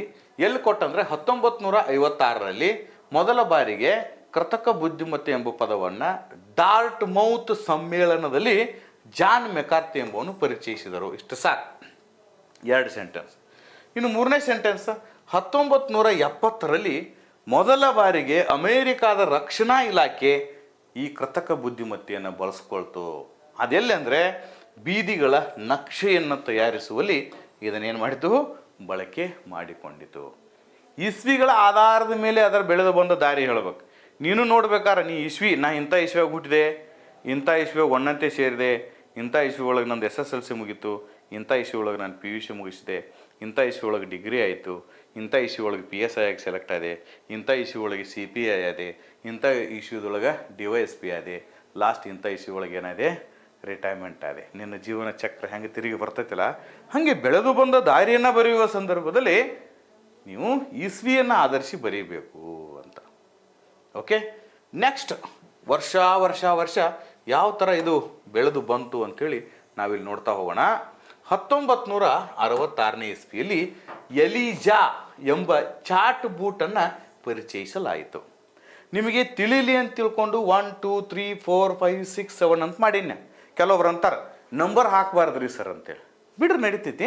ಇದನ್ನು ನೀವು ಪ್ಯಾರಾವೈಸ್ ಬರೀರಿ, ನಡೀತೈತಿ. ಬೇಕಾದ್ರೆ ನಂಬರ್ ವೈಸ್ ತಲೆಯಾಗ ನೆನಪಿಟ್ಕೊಳ್ರಿ. ಬರಿಬೇಕಾದ್ರೆ ಪ್ಯಾರಾವೈಸ್ ಹಿಂಗೆ ಈ ಪ್ಯಾರಾ ಬೆಳೆಸ್ಕೋತ ಹೋಗ್ಬಿಡ್ರಿ, ಪ್ಯಾರಾ ಬೆಳೆಸ್ಕೋತ ಹೋಗ್ಬಿಡ್ರಿ. ಅವಾಗ ಎಸ್ಸೆದಲ್ಲಿ ಪ್ಯಾರಾಗ್ರಾಫ್ ಮಾಡಿ ಎಸ್ಸೆ ಬರಿಬೇಕಂತ ಹೇಳ್ತಾರಲ್ಲ, ಅದು ಸಾಲ್ವ್ ಆಗ್ತದೆ. ನಾ ಯಾಕೆ ಹಿಂಗೆ ಬರ್ದೇನೆಂದರೆ ನಂಗೆ ಎಕ್ಸ್ಪ್ಲೇನ್ ಮಾಡೋಕೆ, ನಿಮಗೆ ತಿಳ್ಕೊಳಕ್ಕೆ, ನೆನಪಿಟ್ಕೊಳಕ್ಕೆ ಈಸಿ ಆಕೈತಿ ಅಂತೇಳಿ ಬರ್ದೇನಿ. ನೀವು ಹಿಂಗೆ ನೆನಪಿಟ್ಕೊಳ್ರಿ, ಬರೆಯುವಾಗ ಹಂಗೆ ರೀಪ್ರೊಡ್ಯೂಸ್ ಮಾಡಿ ಅದನ್ನು. ಓಕೆ, 1966ರಲ್ಲಿ ಎಲಿಜಾ ಎಂಬ ಚಾಟ್ ಬೂಟನ್ನು ಪರಿಚಯಿಸಲಾಯಿತು. ಈ ಎಲಿಜಾ ಅಂದರೆ ಏನು, ಚಾಟ್ ಬೂಟ್ ಅಂದರೆ ಏನು, ಇದನ್ನು KSದಲ್ಲಿ ಬರಿಬೇಕಾಗ್ತದೆ ಎಸ್ಸೆ ಬರೆಯುವಾಗ. ಯಾಕಂದ್ರೆ ಅಲ್ಲಿ 12 ಪೇಜ್ ಬರೆಯೋದಿರ್ತದೆ, ಇಲ್ಲೆಲ್ಲ ಬರೆಯೋದಕ್ಕೆ ಅವಕಾಶ ಇಲ್ಲ. ಓಕೆ, ಇಷ್ಟು ಗೊತ್ತಿದ್ರೆ ಸಾಕಿಲ್ಲಿ. ಬರೀ ಇದಕ್ಕಿಂತ ಜಾಸ್ತಿ ಗೊತ್ತಿರೋ ಅವಶ್ಯಕತೆ ಇಲ್ಲ ಅಂತ ತಿಳಿಸೋ ಸಂಬಂಧ ನಿಮಗೆ ಕಡಿಮೆ ವರ್ಡ್ಸ್ಗಳಲ್ಲಿ ಕಡಿಮೆ ಪೇಜ್ದಲ್ಲಿ ಬರೆಯೋದಕ್ಕೆ ಹೇಳಿದ್ದಾರೆ. ಯಾಕಂದರೆ ಇಲ್ಲಿ PSI ಆಗೋದು ಬರೀನಿ. KS ಬರೆದ್ರೆ ಡೈರೆಕ್ಟ್ DYSP ಅಲ್ಲಿ 10 ವರ್ಷನಾಗ IPS ಆಗಿಬಿಡ್ತೀವಿ. ಇಲ್ಲಿ ADGP ಆಗಿ ರಿಟೈರ್ಡ್ ಆಕಿ, ಇಲ್ಲಿ PSI ಆದರೆ DYSP ಆಗಿ ರಿಟೈರ್ಡ್ ಆಕಿ. ಅದಕ್ಕೆ ಕಡಿಮೆ ತಿಳ್ಕೊಂಡ್ರೆ ಕಡಿಮೆ ಸಲ್ಯೂಟ, ಹೆಚ್ಚು ತಿಳ್ಕೊಂಡ್ರೆ ಹೆಚ್ಚು ಸಲ್ಯೂಟ. ಏನು ತಿಳ್ಕೊಲಿಕ್ಕೆ ಅಂದರೆ ಯಾವುದೂ ಸಲ್ಯೂಟ್ ಇಲ್ಲ. What you think you will become. Okay, 1980ರಲ್ಲಿ 5ನೇ ತಲೆಮಾರಿನ ಕಂಪ್ಯೂಟರ್ ಪರಿಚಯಿಸಲಾಯಿತು. 5th generation computer. ಯಾಕಂದರೆ ಈ ಕಂಪ್ಯೂಟರ್ಸ್ಗಳಲ್ಲಿ ಈ ವರ್ಷನ್ಸ್ಗಳು ಬಂದ ಮೇಲೆ ಕೃತಕ ಬುದ್ಧಿಮತ್ತೆಗೆ ಒಂದು ಹಾದಿ ಸ್ಟಾರ್ಟ್ ಆಯಿತು. ನಂತರ 1997ರಲ್ಲಿ ಡೀಪ್ ಬ್ಲೂ ಎಂಬ ಚೆಸ್ ಕಂಪ್ಯೂಟರ್. ನೋಡಿ, ಯಾವಾಗಿದು? 1997ರಲ್ಲಿ, ಸುಮಾರು 26 ವರ್ಷಗಳ ಹಿಂದೆ. ಕಂಪ್ಯೂಟರ್ ಪ್ರೋಗ್ರಾಮಿಂಗ್ ಡೀಪ್ ಬ್ಲೂ ಅಂತಕ್ಕಂತಹ ಒಂದು ಕಂಪ್ಯೂಟರ್, ಚೆಸ್ ಕಂಪ್ಯೂಟರ್ ಏನು ಮಾಡಿತ್ತಂದರೆ ಗ್ಯಾರಿ ಕಾಸ್ಪರಾವ್ ಅಂತಕ್ಕಂತಹ ಚೆಸ್ ವಿಶ್ವ ಚಾಂಪಿಯನ್ನನ್ನು ಅವನ ಸೋಲಿಸ್ತದು. ಮನುಷ್ಯನ ಕಂಪ್ಯೂಟರ್ ಸೋಲಿಸ್ತು. ಕಂಪ್ಯೂಟರನ್ನು ತಂದವ ಯಾರ? ಮನುಷ್ಯನ ಸೋಲಿಸ್ತದೆ. ನಾವು ಹೆಂಗೆ ಒಂದೊಂದ್ಸಲ ದೇವ್ರನ್ನ ಸೋಲಿಸ್ಬಿಡ್ತೀವಲ್ಲ, ಹಂಗೆ ಸೋಲಿಸ್ತೀವಲ್ಲ. ಹಿಂದೆ ನೋಡಿರ್ತೀರಿ ನೀವು, ಯಾರು ಸಾವಿತ್ರಿ, ಆಕಿ ಗಂಡ ತೀರ್ಕೊಂಡಾಗ ಅವಳು ಹೋಗಿ ದೇವ್ರಿಗೆ ಭೇಟಿಯಾಗಿ ಅವ್ರಿಗೆ ದೇವ್ರ ಕಡೆ ರಿಕ್ವೆಸ್ಟ್ ಮಾಡಿಕೊಂಡು ಗಂಡನ ಉಳಿಸ್ಕೊಂಬಂದ್ಲತ್ತಕ್ಕೆ. ಅಂದ್ರೆ ದೇವ್ರನ್ನ ಸೋಲಿಸಾಳಕ್ಕೆ. ಹಂಗೆ ದೇವರು ಸೃಷ್ಟಿ ಮಾಡಿರ್ತಕ್ಕಂತಹ ಒಂದು ಚೆಸ್ ಕಂಪ್ಯೂಟರ್ ಮನುಷ್ಯ ಏನು ತಯಾರು ಮಾಡಿರ್ತಕ್ಕಂಥ ಒಂದು ಚೆಸ್ ಕಂಪ್ಯೂಟರ್ ಮನುಷ್ಯನ ಸೋಲಿಸ್ತೈತಿ. ಅಂದರೆ ನೈಸರ್ಗಿಕ ಬುದ್ಧಿವಂತಿಕೆಗೆ ಶಡ್ಡು ಹೊಡೆಯುತ್ತಿದೆ ಕೃತಕ ಬುದ್ಧಿಮತ್ತೆ ಅಂತೇಳಿ ಹೆಸರನ್ನು ಕೇಳ್ಬೋದು. ನೀವು ಎಸೆಯನ್ನು ಹೆಂಗೆ ಬೇಕಾದಂಗೆ ಕೇಳ್ಬೋದು, ಆದ್ರೆ ನೀವು ಅದನ್ನ ಚೆನ್ನಾಗಿ ಬರಿಬೇಕಾದ ಆ ಒಂದು ಹೆಡ್ಡಿಂಗಿಗೆ ತಕ್ಕಂಗೆ ಎಸೆ ಬರಿತಾ ಹೋಗ್ಬೇಕು. ಇಂದು ನೈಸರ್ಗಿಕ ಬುದ್ಧಿಮತ್ತೆಗೆ ಕೃತಕ ಬುದ್ಧಿಮತ್ತೆಯು ಶಡ್ಡು ಹೊಡೆಯುತ್ತಿದೆ.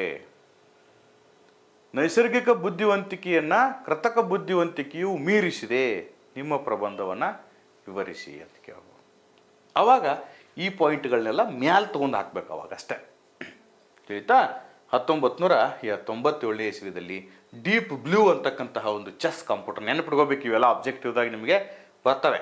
ಯಾರನ್ನು ಸೋಲಿಸ್ತಂದ್ರೆ ಗ್ಯಾರಿ ಕಾಸ್ಪರಾವ್ ಅಂತಕ್ಕಂತಹ ಚೆಸ್ ವಿಶ್ವ ಚಾಂಪಿಯನ್ನನ್ನು ಚೆಸ್ನಲ್ಲಿ ಸೋಲಿಸ್ತು. ಯಾವ ಬಲದಿಂದ? ಕೃತಕ ಬುದ್ಧಿಮತ್ತೆಯ ಬಲದಿಂದ. 1980ರಲ್ಲಿ ಕಿಸ್ಮೆಟ್ ಅಂತಕ್ಕಂತಹ ಒಂದು ರೋಬೋಟನ್ನು ಪರಿಚಯಿಸಲಾಯಿತು. ಏನಿದು ಕಿಸ್ಮೆಟ್, ಇದೇನು ಕೆಲಸ ಮಾಡ್ತು ಅನ್ನೋದನ್ನು ನೀವು ಗೂಗಲ್ದಲ್ಲಿ ಸರ್ಚ್ ಮಾಡಿ. 2005ರಲ್ಲಿ ಸ್ಟ್ಯಾನ್ಫೋರ್ಡ್ ಕಾರು ಚಾಲಕನಿಲ್ಲದೆ ದರ್ಪಾ ಗ್ರ್ಯಾಂಡ್ ಚಾಲೆಂಜನ್ನು ಗೆಲ್ಲುತ್ತದೆ. 2005ರಾಗ ಇದು ಚಾಲಕನಿಲ್ಲದ ಕಾರು. ಈ ಕಡೆ ಚಾಲಕ ಏನು ಮಾಡತ್ತಿದ್ದ? ಕಾರ್ ಹಿಡಿಯತ್ತಿದ್ದ. ಆ ಕಡೆ ಚಾಲಕ ಇಲ್ಲದ ಒಬ್ಬ ಕಾರ್ ಹಿಡಿಯತ್ತಿದ್ದ. 2005ರಲ್ಲಿ ಸ್ಟ್ಯಾನ್ಫೋರ್ಡ್ ಅಂತಕ್ಕಂಥ ಕಾರ್, ಸ್ಟ್ಯಾನ್ಫೋರ್ಡ್ ಕಂಪ್ನಿ ಕಾರು. ಗೆದ್ದದ್ದು ಯಾರು? ಚಾಲಕನಿಲ್ಲದ ಕಾರು. ಚಾಲಕನಿಲ್ಲದ ಕಾರಿನಲ್ಲಿ ಎಂಥ ಶಕ್ತಿ ಇತ್ತು? ಕೃತಕ ಬುದ್ಧಿಮತ್ತೆ ಇತ್ತು. ಚಾಲಕನಿರುವ ಕಾರಿನಲ್ಲಿ ಸ್ವಾಭಾವಿಕ ಬುದ್ಧಿಮತ್ತೆ ಇತ್ತು, ನೈಸರ್ಗಿಕ ಬುದ್ಧಿಮತ್ತೆ ಇತ್ತು. ಅಂದ್ರೆ ನೈಸರ್ಗಿಕ ಬುದ್ಧಿವಂತಿಕೆಯನ್ನು ಕೃತಕ ಬುದ್ಧಿಮತ್ತಿಗೆ ಏನು ಮಾಡ್ತದೆ? ಸೋಲಿಸುತ್ತದೆ. ಓಕೆ. ಅದಾದ ನಂತರ 2011ರಲ್ಲಿ ಆ್ಯಪಲ್ ತನ್ನ ಐಫೋನ್ಗಳಲ್ಲಿ ಸಿರಿ ಅಂತಕ್ಕಂಥದ್ದನ್ನು ಪರಿಚಯಿಸ್ತು. ಈಗಾಗಲೇ ನಮ್ಮ ವಿದ್ಯಾರ್ಥಿಗಳಲ್ಲಿ ಸಾಕಷ್ಟು ಜನರ ಕಡೆ ಆ್ಯಪಲ್ ಫೋನ್ ಇದೆ. ಅಲ್ಲಿ ಸಿರಿ ಅಂತಕ್ಕಂಥದ್ದು, ನೀವೇನೇ ಸಿರಿ ಇಲ್ಲಿಂದ ಬೆಂಗಳೂರಿಗೆ ಹೋಗೋದಕ್ಕೆ ರೂಟ್ ಹಾಕು ಅಂತಂದ ತಕ್ಷಣ ಆಟೋಮೆಟಿಕ್ ಅದು ಮ್ಯಾಪ್ ಹಾಕಿಬಿಡ್ತದೆ. ಹೌದಿಲ್ರಿ? ನನ್ನ ನನ್ನ ಒಂದು ಏನೋ ಶಬ್ದವನ್ನು, ನನ್ನ ಒಂದು ಭಾಷೆಯನ್ನು ಅರ್ಥ ಮಾಡಿಕೊಂಡು ಅದು ಹಾಕಿಬಿಡ್ತದೆ. ಇದು ಕೃತಕ ಬುದ್ಧಿಮತ್ತೆ. ಅದನ್ನು ಬೆಂಗಳೂರಿಗೆ ಹೋಗ್ಬೇಕಾರೆ ಎಷ್ಟು ಮಂದಿ ಕಡೆ ಹಾದಿ ಕೇಳ್ಕೊತ ಹೋಗ್ಬೇಕು. ಇಲ್ಲಿಂದ ಎಷ್ಟು ಮಂದಿ ಕಡೆ ಕೇಳ್ಬೇಕು ರೀ? 1000 ಮಂದಿ ಕಡೆ ಹಾದಿ ಕೇಳ್ಕೊತ ಹೋಗ್ಬೇಕು. ನಾ ಬೆಂಗಳೂರಲ್ಲಿ ಹೋಗಿ ವಿಜಯನಗರಕ್ಕೆ ಹೋಗಿ ಒಂದು ಯಾವ್ದಾರು ಕೋಚಿಂಗ್ ಸೆಂಟರ್ಗೆ ಹೋಗ್ಬೇಕಾಗಿತ್ತಂದ್ರೆ 1000 ಮಂದಿ ಕಡೆ ಹಾದಿ ಕೇಳ್ಕೊತ ಹೋಗ್ಬೇಕು. ಆದರೆ ನಿನ್ನ ಕಡೆ ಒಂದು ಆ್ಯಪಲ್ ಮೊಬೈಲ್ ಇತ್ತಂದರೆ ಸಿರಿಗೆ ಹೇಳಿಬಿಟ್ಟೆ ಅಂದರೆ ಸಿರಿ ನಿನಗೆ ಎಲ್ಲಿ ಕರ್ಕೊಂಡು ಹೋಗ್ತಾಳೆ? ಬೆಂಗಳೂರಲ್ಲಿ ವಿಜಯನಗರಕ್ಕೆ ಕರ್ಕೊಂಡು ಹೋಗ್ತಾಳೆ. ಸೊ ದಟ್ ಇವತ್ತು ಕೃತಕ ಬುದ್ಧಿಮತ್ತಿಕೆ ಅಂತಕ್ಕಂಥದ್ದು ಸ್ವಾಭಾವಿಕ ಬುದ್ಧಿಮತ್ತಿಕೆಯನ್ನಕ್ಕಿಂತವೂ ಹೆಚ್ಚು ಪ್ರಚಲಿತದಲ್ಲಿದೆ ಅಂತ ಹೇಳ್ಬೋದು. ಲೀ ಸೆಡಾಲ್ ಅಂತಕ್ಕಂತಹ ಒಂದು ಲೀ ಸೆಡಾಲ್ ಅಂತಕ್ಕಂಥ ಒಬ್ಬ ಗೋ ಆಟಗಾರನನ್ನು ಆಲ್ಫಾಗೋ ಎಂಬ ಕೃತಕ ಬುದ್ಧಿಮತ್ತೆ ಪ್ರೋಗ್ರಾಮ್ 2016ರಲ್ಲಿ ಸೋಲಿಸ್ತದ. ಚೆಸ್ನಲ್ಲಿ ಸೋಲಿಸ್ತು, ಡ್ರೈವಿಂಗಲ್ಲಿ ಸೋಲಿಸ್ತು, ಜೊತೆಗೆ ಆಟದಲ್ಲೂ ಕೂಡ ಸೋಲಿಸ್ತು. ಯಾವುದು? ಕೃತಕ ಬುದ್ಧಿಮತ್ತೆ. ಹಾಗಾದ್ರೆ ಇದ್ರ ಬಗ್ಗೆ ಒಂದು ಬಿಲ್ಡಪ್ ಬಂದಿರಬೇಕಲ್ಲ. ಈಗ ಕೃತಕ ಬುದ್ಧಿಮತ್ತೆ ಬಗ್ಗೆ ಒಂದು ಬಿಲ್ಡಪ್ ಬತ್ತಿಲ್ಲ. ಈಗ ಯಾವುದೋ ಒಂದು ಮೂವಿ ಸ್ಟಾರ್ಟ್ ಆಗೋಕ್ಕಿಂತ ಮೊದಲು ಫಸ್ಟಕ್ಕೆ ಹೀರೋ ಎಂಟ್ರಿ ಆಗುವಾಗ ಒಂದು ಬಿಲ್ಡಪ್ ಕೊಡ್ತಾರೆ. ಹೋಯ್ತು ಆ ಹೀರೋಯಿನ್ ಬಗ್ಗೆ ಒಂದು ಬಿಲ್ಡಪ್ ಟೈಟಲ್ ಸಾಂಗ್ ಇರ್ತೈತೆ ಒಂದು. ಹಂಗಿದು ಒಂದು ಟೈಟಲ್ ಸಾಂಗ್ ಇದ್ದಂಗೆ ಇರಬೇಕು. ಒಂದು ಎಸ್ಸೆ ಬರಿಬೇಕಾದ್ರೆ ಆ ಎಸ್ಸೆನ ಇಲ್ಲಿ ಆ ಹೀರೋ ನಾನು ಏನು ಮಾಡ್ಬೇಕಂದ್ರೆ ಬಿಲ್ಡಪ್ ಕೊಟ್ಟವನಿಗೆ ಅವ್ನು ಎಷ್ಟು ಸ್ಟ್ರಾಂಗ್ ಅದ ನಾನು ತೋರಿಸ್ಬೇಕು. ಫಸ್ಟ್ಗೆ ಎಲ್ಲ ಮೂವಿ ನೋಡ್ರಿ ನೀವು. ಫಸ್ಟ್ ಮೂವಿ ಫೈಟಿಂದ ಸ್ಟಾರ್ಟ್ ಆಗೈತೆ ಒಂದು, ಎಲ್ಲರೂ ಸಾಂಗ್ದಿಂದ ಸ್ಟಾರ್ಟ್ ಆಗೈತೆ ಒಂದು. ಆ ಸಾಂಗ್ದಲ್ಲಿ ಬಿಲ್ಡಪ್ ಕೊಟ್ಟಿರ್ತಾರೆ ಅವನಿಗೆ. ಯಾರಿಗೆ? ಹೀರೋನಿಗೆ. ಫೈಟ್ ಬತ್ತಂದ್ರೆ 100 ಮಂದಿನ ಹೊಡೆದು ಬಿಡ್ತಾನೆ. ಆ ತೆಲುಗು ಮೂವಿದಾಗೆಲ್ಲ ನೋಡ್ಬೇಕು ನೀವು. 100 ಮಂದಿನ ಹೊಡೆದ ಟ್ರಾಕ್ಟರ್ ತುಂಬಿಬಿಡ್ತಾನೆ ಅಲ್ಲಿ. ಆವಾಗ ಹೀರೋನ್ ಪರಿಚಯ ಆಗಿಬಿಡ್ತೈತೆ ನೋಡಿ. ಆವಾಗ 3 ತಾಸು ಮೂವಿ ಮುಗಿತಕ್ಕ ಅವ್ನು ನಮ್ಮ ಕಣ್ಣಾಗ ದೇವ್ರ ಗತ್ಲನ ಕಾಣ್ತಿರ್ತಾನೆ. ಹಾಗೆ ಎಸ್ಸೆ ಹಂಗಿರ್ಬೇಕು. 1ನೇ ಪೇಜ್ 2ನೇ ಪೇಜ್ದಾಗ ಅದ್ರ ಬಿಲ್ಡಪ್ ಕೊಟ್ಟು ಅದನ್ನ ಮ್ಯಾಲೆ ನಿಲ್ಲಿಸ್ಬಿಡ್ಬೇಕು. ಆಮೇಲೆ 3, 4, 5 ವಾರ ಏನು ಬೇಕಾದ್ರೆ ಬರೀನಿ, ಅದೆಲ್ಲ ಏನಾಗಿಬಿಡ್ತೈತಿ ವ್ಯಾಲ್ಯೂಟ್ರಾಗ ಚಂದ ಕಾಣ್ತೈತಿ. ಅದಕ್ಕೆ first impression is best impression ಅಂತ ಕರಿತೀವಿ. ನಮ್ಮ ಹುಡುಗರ ಭಾಷೆಯಲ್ಲಿ ಹೇಳ್ಬೇಕಾದ್ರೆ ಲವ್ ಆ್ಯಟ್ ಫಸ್ಟ್ ಸೈಟ್ ಅಂತ ಕರಿತೀವಿ ನಾವು. ಏನಂತ ಕರಿತೀವಿ? ಲವ್ ಆ್ಯಟ್ ಫಸ್ಟ್ ಸೈಟ್ ಅಂದ್ರೆ ಮೊದಲ ನೋಟಕ್ಕೆ ಪ್ರೀತಿ ಅಂಕುರಿಸಬೇಕು ವ್ಯಾಲ್ಯೂವೇಟರ್ಗೆ ನಿಮ್ಮ ಎಸ್ಸೆಯನ್ನು ನೋಡಿದಾಗ. ಇಲ್ಲಿಗೆ 2 ಪುಟಗಳು ಮುಗಿತು. ನಾವು ಮುಂದಿನ ಪುಟಕ್ಕೆ ಚಲಿಸೋಣ.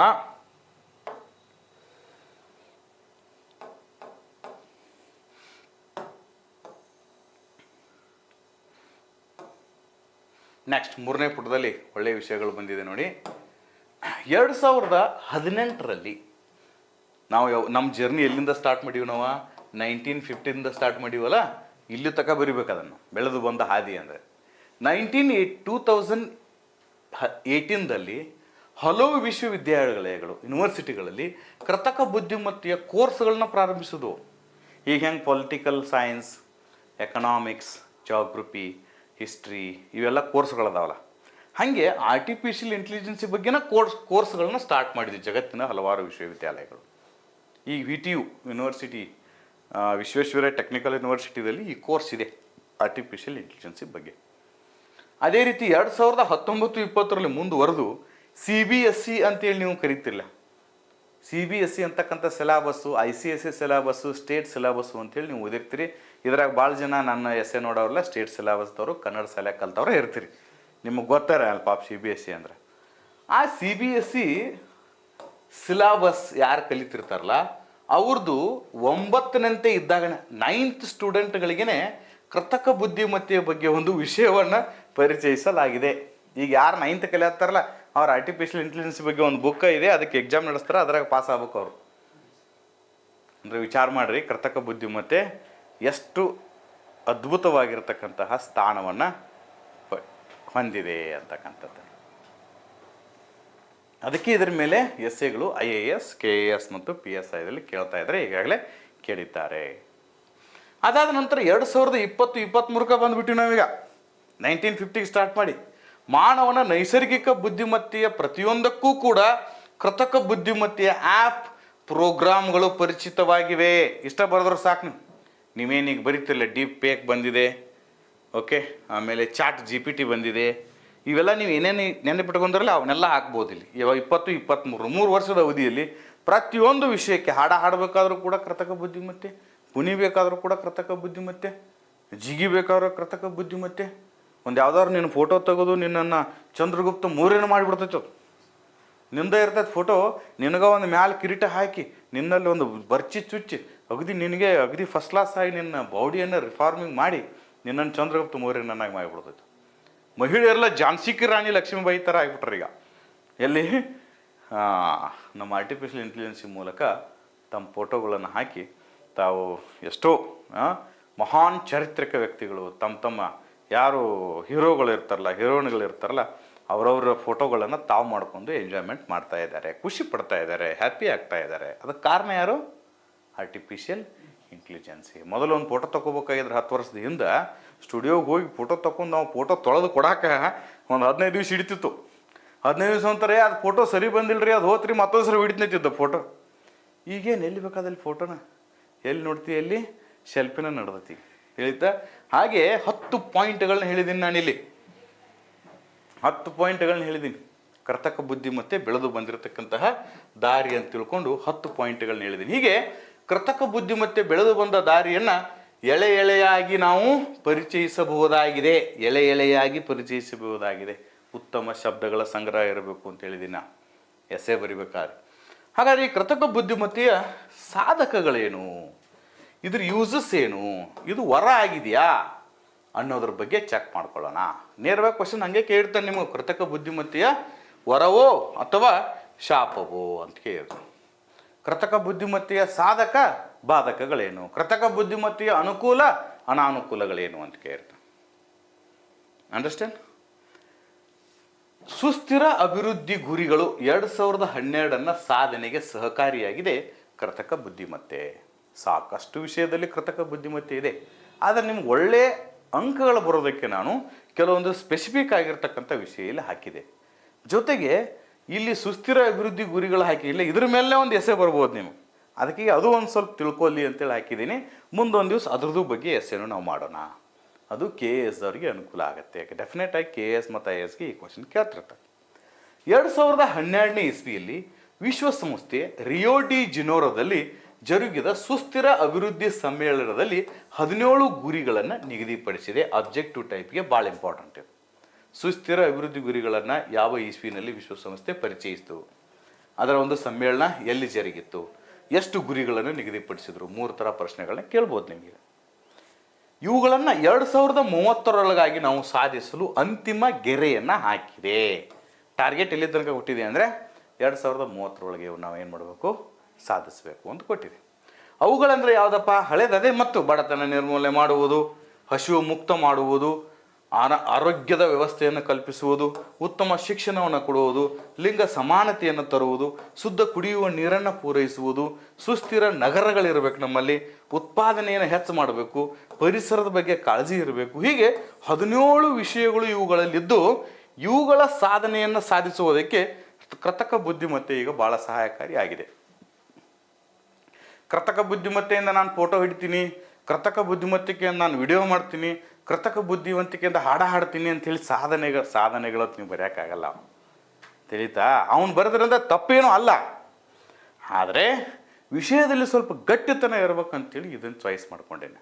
ಸಿಂಪಲ್ ಎಸೆ ಬರಿಬೋದು. ಕೃತಕ ಬುದ್ಧಿಮತ್ತಿಕೆ ಅಂದ್ರೆ ನೀವು ಮುಂಜಾನೆಯಿಂದ ಸಾಯಂಕಾಲ ತನಕ ಏನು ಬರಿತಿರಲ್ಲ ಅದನ್ನೆಲ್ಲನೂ ಕೂಡ ಈ ಕೃತಕ ಬುದ್ಧಿಮತ್ತಿಕೆಯಿಂದ ಮಾಡತ್ತಾರೆ. ನೀವು ಒಂದು ಯಾರಿಗಾರು ಫೋನ್ ಹಚ್ಬೇಕಾಗಿತ್ತಂದ್ರೆ ನೀವು ಕೃತಕ ಬುದ್ಧಿಮತ್ತೆ ಫೋನ್ ಮಾಡಿ ಹಲೋ ಅಂತ ಮಾತಾಡ್ತೀರಿ, ಅವರು ಹಲೋ ಅಂತ ಮಾತಾಡ್ತಾರೆ. ನಾಷ್ಟ ಆಯ್ತೇನಂತ ಕೇಳ್ತೀರಿ, ನಾಷ್ಟ ಆತಂತ ಹೇಳ್ತಾರೆ. ಇದು ಕೃತಕ ಬುದ್ಧಿಮತ್ತೆ. ಅಂದರೆ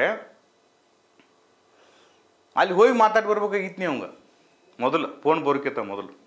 ಈಗ ಇಲ್ಲೇ ಕುಂತ್ಕೊಂಡೆ ನೀವು ಮಾತಾಡ್ತೀವಿ, ಅಲ್ಲೇ ಕೂತಾವ ಮಾತಾಡ್ತಾನೆ. ಇದೇನು ಯೂಸಸ್ ಕಾಮನ್ ಆಗಿ ಲೇಮ್ಯಾನ್ ಕೂಡ ಹೇಳ್ತಾನೆ, ಹಾದಿ ಹೋಗೋನು ಕೂಡ ಹೇಳ್ತಾನೆ. ಆದರೆ ಒಬ್ಬ ಸ್ಟೂಡೆಂಟಾಗಿ ಇದರ ಸಾಧಕಗಳನ್ನು ಇಂಥದ್ದು ಹಾಕಿ ಬರೆದಾಗ ನಿನಗೆ ಒಳ್ಳೆಯ ಮಾರ್ಕ್ಸ್ಗಳು ಬರ್ತವೆ. ಸುಸ್ಥಿರ ಅಭಿವೃದ್ಧಿ ಗುರಿಗಳು 17 ಅಂಶಗಳಿದೆ ಅದರಲ್ಲಿ. 2012ಕ್ಕೆ ಸ್ಟಾರ್ಟ್ ಆಗಿದೆ. 2030ಕ್ಕೆ ಅದಕ್ಕೆ ಅಂತಿಮ ಗುರಿಯನ್ನು ಕೊಟ್ಟಿದ್ದಾರೆ. ರಿಯೋ ಡಿ ಜನೈರೋದಲ್ಲಿ ಇದೇನಾಗಿತ್ತು, ಸಮ್ಮೇಳನ ನಡೆದಿತ್ತು. ಹಂಗಾರೆ ರಿಯೋ ಡಿ ಜನೈರೋ ಈ ಕೆಳಗಿನ ಯಾವ ದೇಶದಲ್ಲಿದೆ? ಕಮೆಂಟ್ ಬಾಕ್ಸ್ದಲ್ಲಿ ಕಮೆಂಟ್ ಹಾಕಿ ನೋಡೋದು ವಿದ್ಯಾರ್ಥಿಗಳು. ಇಲ್ಲಿ ಏನೇನು ಇದು ಸಾಧನೆ ಮಾಡೋದಿದೆ ಅಂತ ಹೇಳೋಣ. ಕೃತಕ ಬುದ್ಧಿಮತ್ತೆ ಇಂದ ಏನೇನು ಬಂದೈತೆ ಅಂದರೆ ಸ್ಮಾರ್ಟ್ ವಾಟರ್ ಮ್ಯಾನೇಜ್ಮೆಂಟ್ ಅಡಿಯಲ್ಲಿ ನೀರಿನ ಬಳಕೆ, ನೀರಿನ ಉಳಿತಾಯ, ಚೊಕ್ಕ ವ್ಯವಸಾಯ ಪದ್ಧತಿ, ಓಕೆ, ಮಳೆ ನೀರಿನ ಕೊಯ್ಲು, ವಾಟರ್ ಮೀಟರ್ ಬಳಕೆ ಮಾಡಿದ್ದರಿಂದ 1/6 ನೀರು ಉಳಿತಾಯವಾಗಿದೆ.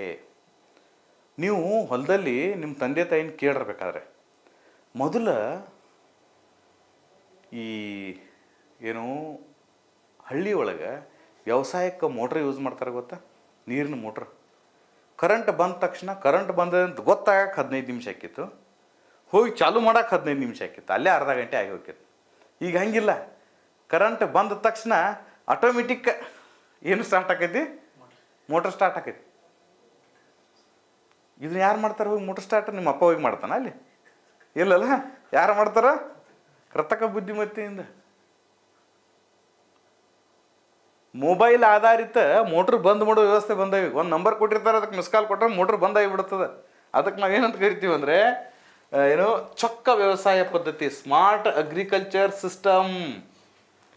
ಕೃಷಿಗೆ ಬಳಸ್ತಕ್ಕಂಥ ನೀರು ಉಳಿತಾಯ ಆಕೈತಿ. ಮಳೆ ನೀರನ್ನ ಕೊಯ್ಲನ್ನು ಮಾಡಬೇಕಾದ್ರೆ ಈಗ ಸಿಸ್ಟಮೆಟಿಕ್ ಆಗಿ ಆರ್ಟಿಫಿಷಿಯಲ್ ಇಂಟೆಲಿಜೆನ್ಸ್ ಬಳಸ್ತಾ ಇದ್ದಾರೆ. ನೀರಿನ ಬಳಕೆ ಕಾರ್ಪೊರೇಷನ್ದಿಂದ ವಾಟರ್ ಎಲ್ಲರ ಮನೆಗೂ ಹಾಕ್ತಿರ್ತೀವಿ ನಾವು, ಕುಡಿಯುವ ನೀರಿನ ವ್ಯವಸ್ಥೆ. ಅಲ್ಲೊಂದವ್ರು ಸ್ಮಾರ್ಟ್ ಮೀಟ್ರ್ ಇಟ್ರ ಅಂತ ತಿಳ್ಕೊ, ಆ ನಿಮ್ಮ ಟ್ಯಾಂಕ್ ತುಂಬಿದ ತಕ್ಷಣ ನೀರು ಬರೋದು ಬಂದಾಗಿ ಬಿಡ್ತದೆ. ಸೆನ್ಸಾರ್ ಇರ್ತೈತೆ ಅಲ್ಲಿ, ಹೌದಾ? ಒಂದು ವೇಳೆ ಸೆನ್ಸಾರ್ ಎಲ್ಲ ಆಗಿತ್ತಂದ್ರೆ ಕಾರ್ಪೊರೇಷನ್ ನೀರು ಬಂದು ತುಂಬಿ ಚರಂಡಿ ಹರ್ಕೋತ ಹೋಗಿರ್ತೈತೆ. ಅದು ಉಳಿತಾಯ ಆಗಿತ್ತಿಲ್ಲ. ನೀರು ಭಾಳ ಅತ್ಯಮೂಲ್ಯ. ಅದು ನೀರಿನಿಂದ ಏನಾದರೂ 3ನೇ ಮಹಾಯುದ್ಧ ಆದರೆ ನೀರಿನಿಂದನೇ ಆಗೋದೈತಿ ಮುಂದೆ ಅಂತ ಹೇಳ್ತೀವಿ ನಾವು. ಈಗ ಹೊಸ ಸ್ಟೈಲ್ ಬಂದಿದೆ, ಇನ್ನು 3ನೇ ಮಹಾಯುದ್ಧ ಏನಾದರೂ ಆದರೆ ಕೃತಕ ಬುದ್ಧಿಮತ್ತಿಕೆಯಿಂದ ಆಗೋದಿದೆ ಅಂತ ಮಾತಾಡ್ತೀವಿ. ಹಾಗೆ ನೀರಿನ ಉಳಿತಾಯ ಮಾಡುವುದು ಏನಪ್ಪ ನಮ್ಮದು ಅದೊಂದು ಪಾಯಿಂಟ್ ಇದೆ. ಶುದ್ಧ ಕುಡಿಯುವ ನೀರನ್ನು ಕೊಡಬೇಕು ಎಲ್ಲರಿಗೂ ಅಂತೇಳಿ ಸುಸ್ಥಿರ ಅಭಿವೃದ್ಧಿ ಗುರಿಗಳಲ್ಲಿ ಒಂದು ಪಾಯಿಂಟ್ ಇದೆ. ಆ ಪಾಯಿಂಟಿಗೆ ಇದು ಹೆಲ್ಪ್ ಮಾಡ್ತಾ ಇದೆ. 1/6 ನೀರು ಉಳಿತಾಯವಾಗಿದೆ ಈಗಾಗಲೇ ಈ ಕೃತಕ ಬುದ್ಧಿಮತ್ತಿಕೆಯನ್ನು ಬಳಸೋದ್ರಿಂದ. ಅನುಕೂಲ ಆಯ್ತಿಲ್ಲ, ಕುಡಿಯುವ ನೀರಿಗೆ ಅನುಕೂಲ ಆಯಿತು, ವ್ಯವಸಾಯಕ್ಕೆ ಅನುಕೂಲ ಆಯಿತು. ಹಿಂಗೂ ಬರಿಬೋದು ನೀವು. ಇದರ ಉಪಯೋಗಗಳು ಶಿಕ್ಷಣ ಕ್ಷೇತ್ರದಲ್ಲಿ, ಆರೋಗ್ಯ ಕ್ಷೇತ್ರದಲ್ಲಿ, ಕೃಷಿ ಕ್ಷೇತ್ರದಲ್ಲಿ, ರಕ್ಷಣಾ ಕ್ಷೇತ್ರದಲ್ಲಿ ಹಿಂಗೂ ಬರಿಬೋದು. ನಾನು ಕಾಮನ್ ಎಸ್ ಸ್ಟೈಲ್ ಅದು, ಅದನ್ನು ಬಿಟ್ಟು ನಾ ಹಿಂಗೆ ಯಾಕೆ ಬರ್ದೇನೆ ಅಂದರೆ ಎಲ್ಲರಿಗಿಂತ ಸ್ವಲ್ಪ ಡಿಫ್ರೆಂಟ್ ಆಗಿ ವಿಷಯ ಜಾಸ್ತಿ ತೊಗೊಂಡು ನೀವು ಬರೆದ್ರೆ ನೀವು ಮಾರ್ಕ್ಸ್ ಹೆಚ್ಚು ಬೀಳೈತಿ. ಈ ಥರ ಬರ್ದೇನೆ. ಆ ಥರನೂ ಒಂದು ಎಸ್ಸೆ ಬರೆದು ಬೇಕಾದ್ರೆ PDF ಮಾಡಿ ಕಳಿಸ್ತೀನಿ ನಿಮಗೆ. ಅದ್ರಾಗೇನು ಅಷ್ಟು ವಿಶೇಷತೆ ಇರೋಂಗಿಲ್ಲ. ಕಾಂಪಿಟೇಷನ್ ಜಾಸ್ತಿ ಆಗಿರೋದ್ರಿಂದ ಸ್ವಲ್ಪ ಈ ಟೈಪ್ ಎಸ್ಸೆ ಬರೆದಿದ್ದೀನಿ, ಇದನ್ನು ನೀವು ಎಕ್ಸ್ಪೆಕ್ಟ್ ಮಾಡ್ಕೊಳ್ಳಿ. ಇನ್ನು ನೆಕ್ಸ್ಟು ಕೃತಕ ಬುದ್ಧಿಮತ್ತೆ ಆಧಾರಿತ ವಿದ್ಯುತ್ ಘಟಕಗಳು. ಈ ರಾಯಚೂರದಾಗೆಲ್ಲ ಶಾಖೋತ್ಪನ್ನ ವಿದ್ಯುತ್ ಘಟಕಗಳೆಲ್ಲ ಅದಾವಲ್ಲ, ಗ್ರಿಡ್ಗಳು, ವಿದ್ಯುತ್ ಗ್ರಿಡ್ಗಳು ಅಂತ ಬರ್ತವೆ. ಮೀಟರ್ಗಳು, ಮನ್ಯಾಗ ಬಳಸ್ತೀವಲ್ಲ ಮೀಟರ್ಗಳು. ಶೇಖರಣಾ ಪದ್ಧತಿ, ಸ್ಟೋರೇಜ್ ವಿದ್ಯುತ್ ಸ್ಟೋರೇಜ್ ಮಾಡ್ತಕ್ಕಂಥ ವ್ಯವಸ್ಥೆ. ಸೆನ್ಸಾರ್ಗಳಿಂದ 2030ರೊಳಗಾಗಿ 1.3 ಬಿಲಿಯನ್ ಮೆಗಾವ್ಯಾಟ್ ವಿದ್ಯುತ್ ಉಳಿತಾಯವಾಗಲಿದೆ. ನೋಡಿ, ಕೃತಕ ಬುದ್ಧಿಮತ್ತಿಕೆಯಿಂದ ಈ ನಮ್ಮ ವಿದ್ಯುತ್ ಬಳಸ್ತೀವಲ್ಲ ಇದು ಉಳಿತಾಯ ಆಗೋದಿದೆ. ನಿಮ್ಗೊಂದು ಗೊತ್ತಿರಬೇಕು, ನಾವು ಹಾಲ್ದಲ್ಲಿ ಮತ್ತು ಕಿಚನ್ದಲ್ಲಿ ಮತ್ತು ಬೆಡ್ರೂಮ್ದಾಗ ಇರ್ತೀವಿ. ನಮ್ಮ ಮನೆಯೊಳಗೆ ನಾವು ಬೆಡ್ರೂಮ್ಗೆ ಹೋದೀವಿ ಅಂದ್ರೆ ಬೆಡ್ರೂಮ್ದಾಗಿನ ಲೈಟ್ ಹತ್ತಿ ಬಿಡ್ತಾವೆ. ಬೆಡ್ರೂಮ್ದಿಂದ ಹೊರಗೆ ಬಂದೀವಿ ಅಂದ್ರೆ ಬೆಡ್ರೂಮ್ದಾಗಿನ ಲೈಟ್ ಆಟೋಮೆಟಿಕ್ಕ ಆಫ್ ಆಗಿಬಿಡ್ತಾವೆ. ಹಾಲ್ಗೆ ಬಂದೀವಿ ಅಂದ್ರೆ ಹಾಲ್ದಾಗಿನ ಲೈಟ್ ಹತ್ತಿ ಬಿಡ್ತಾವೆ. ಕಿಚನ್ದಾಗ ಹೋದೀವಿ ಅಂದ್ರೆ ಕಿಚನ್ದಾಗಿನ ಲೈಟ್ ಹಚ್ತಾವ, ಇಲ್ಲಿ ಹಾಲ್ದಾಗಿನ ಲೈಟ್ ಬಂದು ಬೀಳ್ತಾವೆ. ಟಾಯ್ಲೆಟ್ಗೆ ಹೋದೀವಿ ಅಂದ್ರೆ ಟಾಯ್ಲೆಟ್ದಾಗಿನ ಲೈಟ್ ಹತ್ತಾವ, ಉಳಿದ ಕಡೆ ಎಲ್ಲ ಬಂದು. ಹೊರಗೆ ಬಂದೀವಿ ಅಂದರೆ ಟಾಯ್ಲೆಟ್ದಾಗಿನ ಲೈಟ್ ಬಂದು ಹಾಕೈತಿ. ಎಷ್ಟು ಅನುಕೂಲ. ನಮಗೆ ಮೆಮ್ರಿ ಪವರ್ ಕಡಿಮೆ ಆಗ್ತಾಯಿದೆ ಈಗ. ನಮಗೆ ಎಲ್ಲಾದರೂ ಹೋಗಿ ನಾವು ಯೂಸ್ ಮಾಡಿದ್ದನ್ನು ಆಮೇಲೆ ಯೂಸ್ ಮಾಡಿದ್ದನ್ನು ಬಂದ್ ಮಾಡಿ ಬರೋಂಗಿಲ್ಲ. ಇದನ್ನು ಮನ್ಯಾಗಿಂದ ಸಿಂಪಲ್ ಮನ್ಯಾಗಿಂದ ಹೇಳತ್ತ ನಿನಗೆ ಉಳಿತಾಯ ಆತ ಇಲ್ಲೋ ಆಯಿತು. ಏರ್ಪೋರ್ಟ್ದಾಗ ಹೋಗ್ರಿ ನೀವು ಒಂಥರ ಏನು ಹಿಂಗೆ ಒಂದು ವಾಶ್ ಬೇಸಿನ್ದಾಗ ಹೋಗಿರಿ, ಹಿಂಗೆ ಕೈ ಮಾಡಿದ ತಕ್ಷಣ ಏನು ಬರ್ತೈತಿ, ಇಲ್ಲಿ ನೀರು ಬರ್ತದೆ. ಯಾರು ಏರ್ಪೋರ್ಟ್ಗೆ ಅದು ಹೋಗಿರ್ತೀರಿ ಅಲ್ಲಿದಾವೆ ಇವೆಲ್ಲ ನೋಡಿರ್ತೀರಿ. ಕೈ ತೊಳ್ಕೊತೀರಿ, ಬಿಟ್ರಿ ಅಂದ್ರೆ ನೀರು ಬಂದಾಗಿಬಿಡ್ತೈತಿ. ಒಂದು ವೇಳೆ ಹಿಂಗೆ ತಿರ್ಸೋದು ಚಾಲು ಮಾಡೋದೈತಂದ್ರೆ ಹಿಂಗೆ ತಕ್ಕೋತೀಯ, ಅದನ್ನೇನು ಬಂದ್ ಮಾಡಂಗೆಲ್ಲ ಹೋಗಿಬಿಡ್ತಿ, ಅಲ್ಲಿ ಹಂಗೆ ನೀರು ಲಾಸ್ ಆಗಿರ್ತೈತಿ ಅದು. ಸೊ ದಟ್ ಹಿಂಗೆ ಕೃತಕ ಬುದ್ಧಿಮತ್ತಿಗಳು ಎಷ್ಟು ಚೆನ್ನಾಗಿ ಆಳ್ತಾ ಇದೆ ಅಂದರೆ, ಎಷ್ಟು ಸೊಸೈಟಿಗೆ ಯೂಸ್ ಆಗ್ತಾ ಇದೆ ಅನ್ನೋದನ್ನು ಕಲ್ಪನೆಗೆ ಊಹಿಸಿಕೊಳ್ಳಲೂ ಸಾಧ್ಯ ಇರುವುದಿಲ್ಲ ಅಂತ ಬರಿಬೋದು ನೀವು. ವರ್ಣಿಸಲಸದಳ, ಕಲ್ಪನೆಗೆ ಅಸದಳವಾಗಿರ್ತಕ್ಕಂಥದ್ದು ಬೆಳೀತಾ ಇದೆ. ನಗರಗಳು ಆಪತ್ತಿಗೆ ಒಳಗಾಗುವುದನ್ನು ಮೊದಲೇ ಪತ್ತೆ ಹಚ್ಚುವುದರಿಂದ ವಿಪತ್ತು ನಿರ್ವಹಣೆಗೆ ಸಹಕಾರಿಯಾಗಿದೆ. ಡಿಸಾಸ್ಟರ್ ಮ್ಯಾನೇಜ್ಮೆಂಟ್ ಅಂತಂದಿದೆ. ಈಗ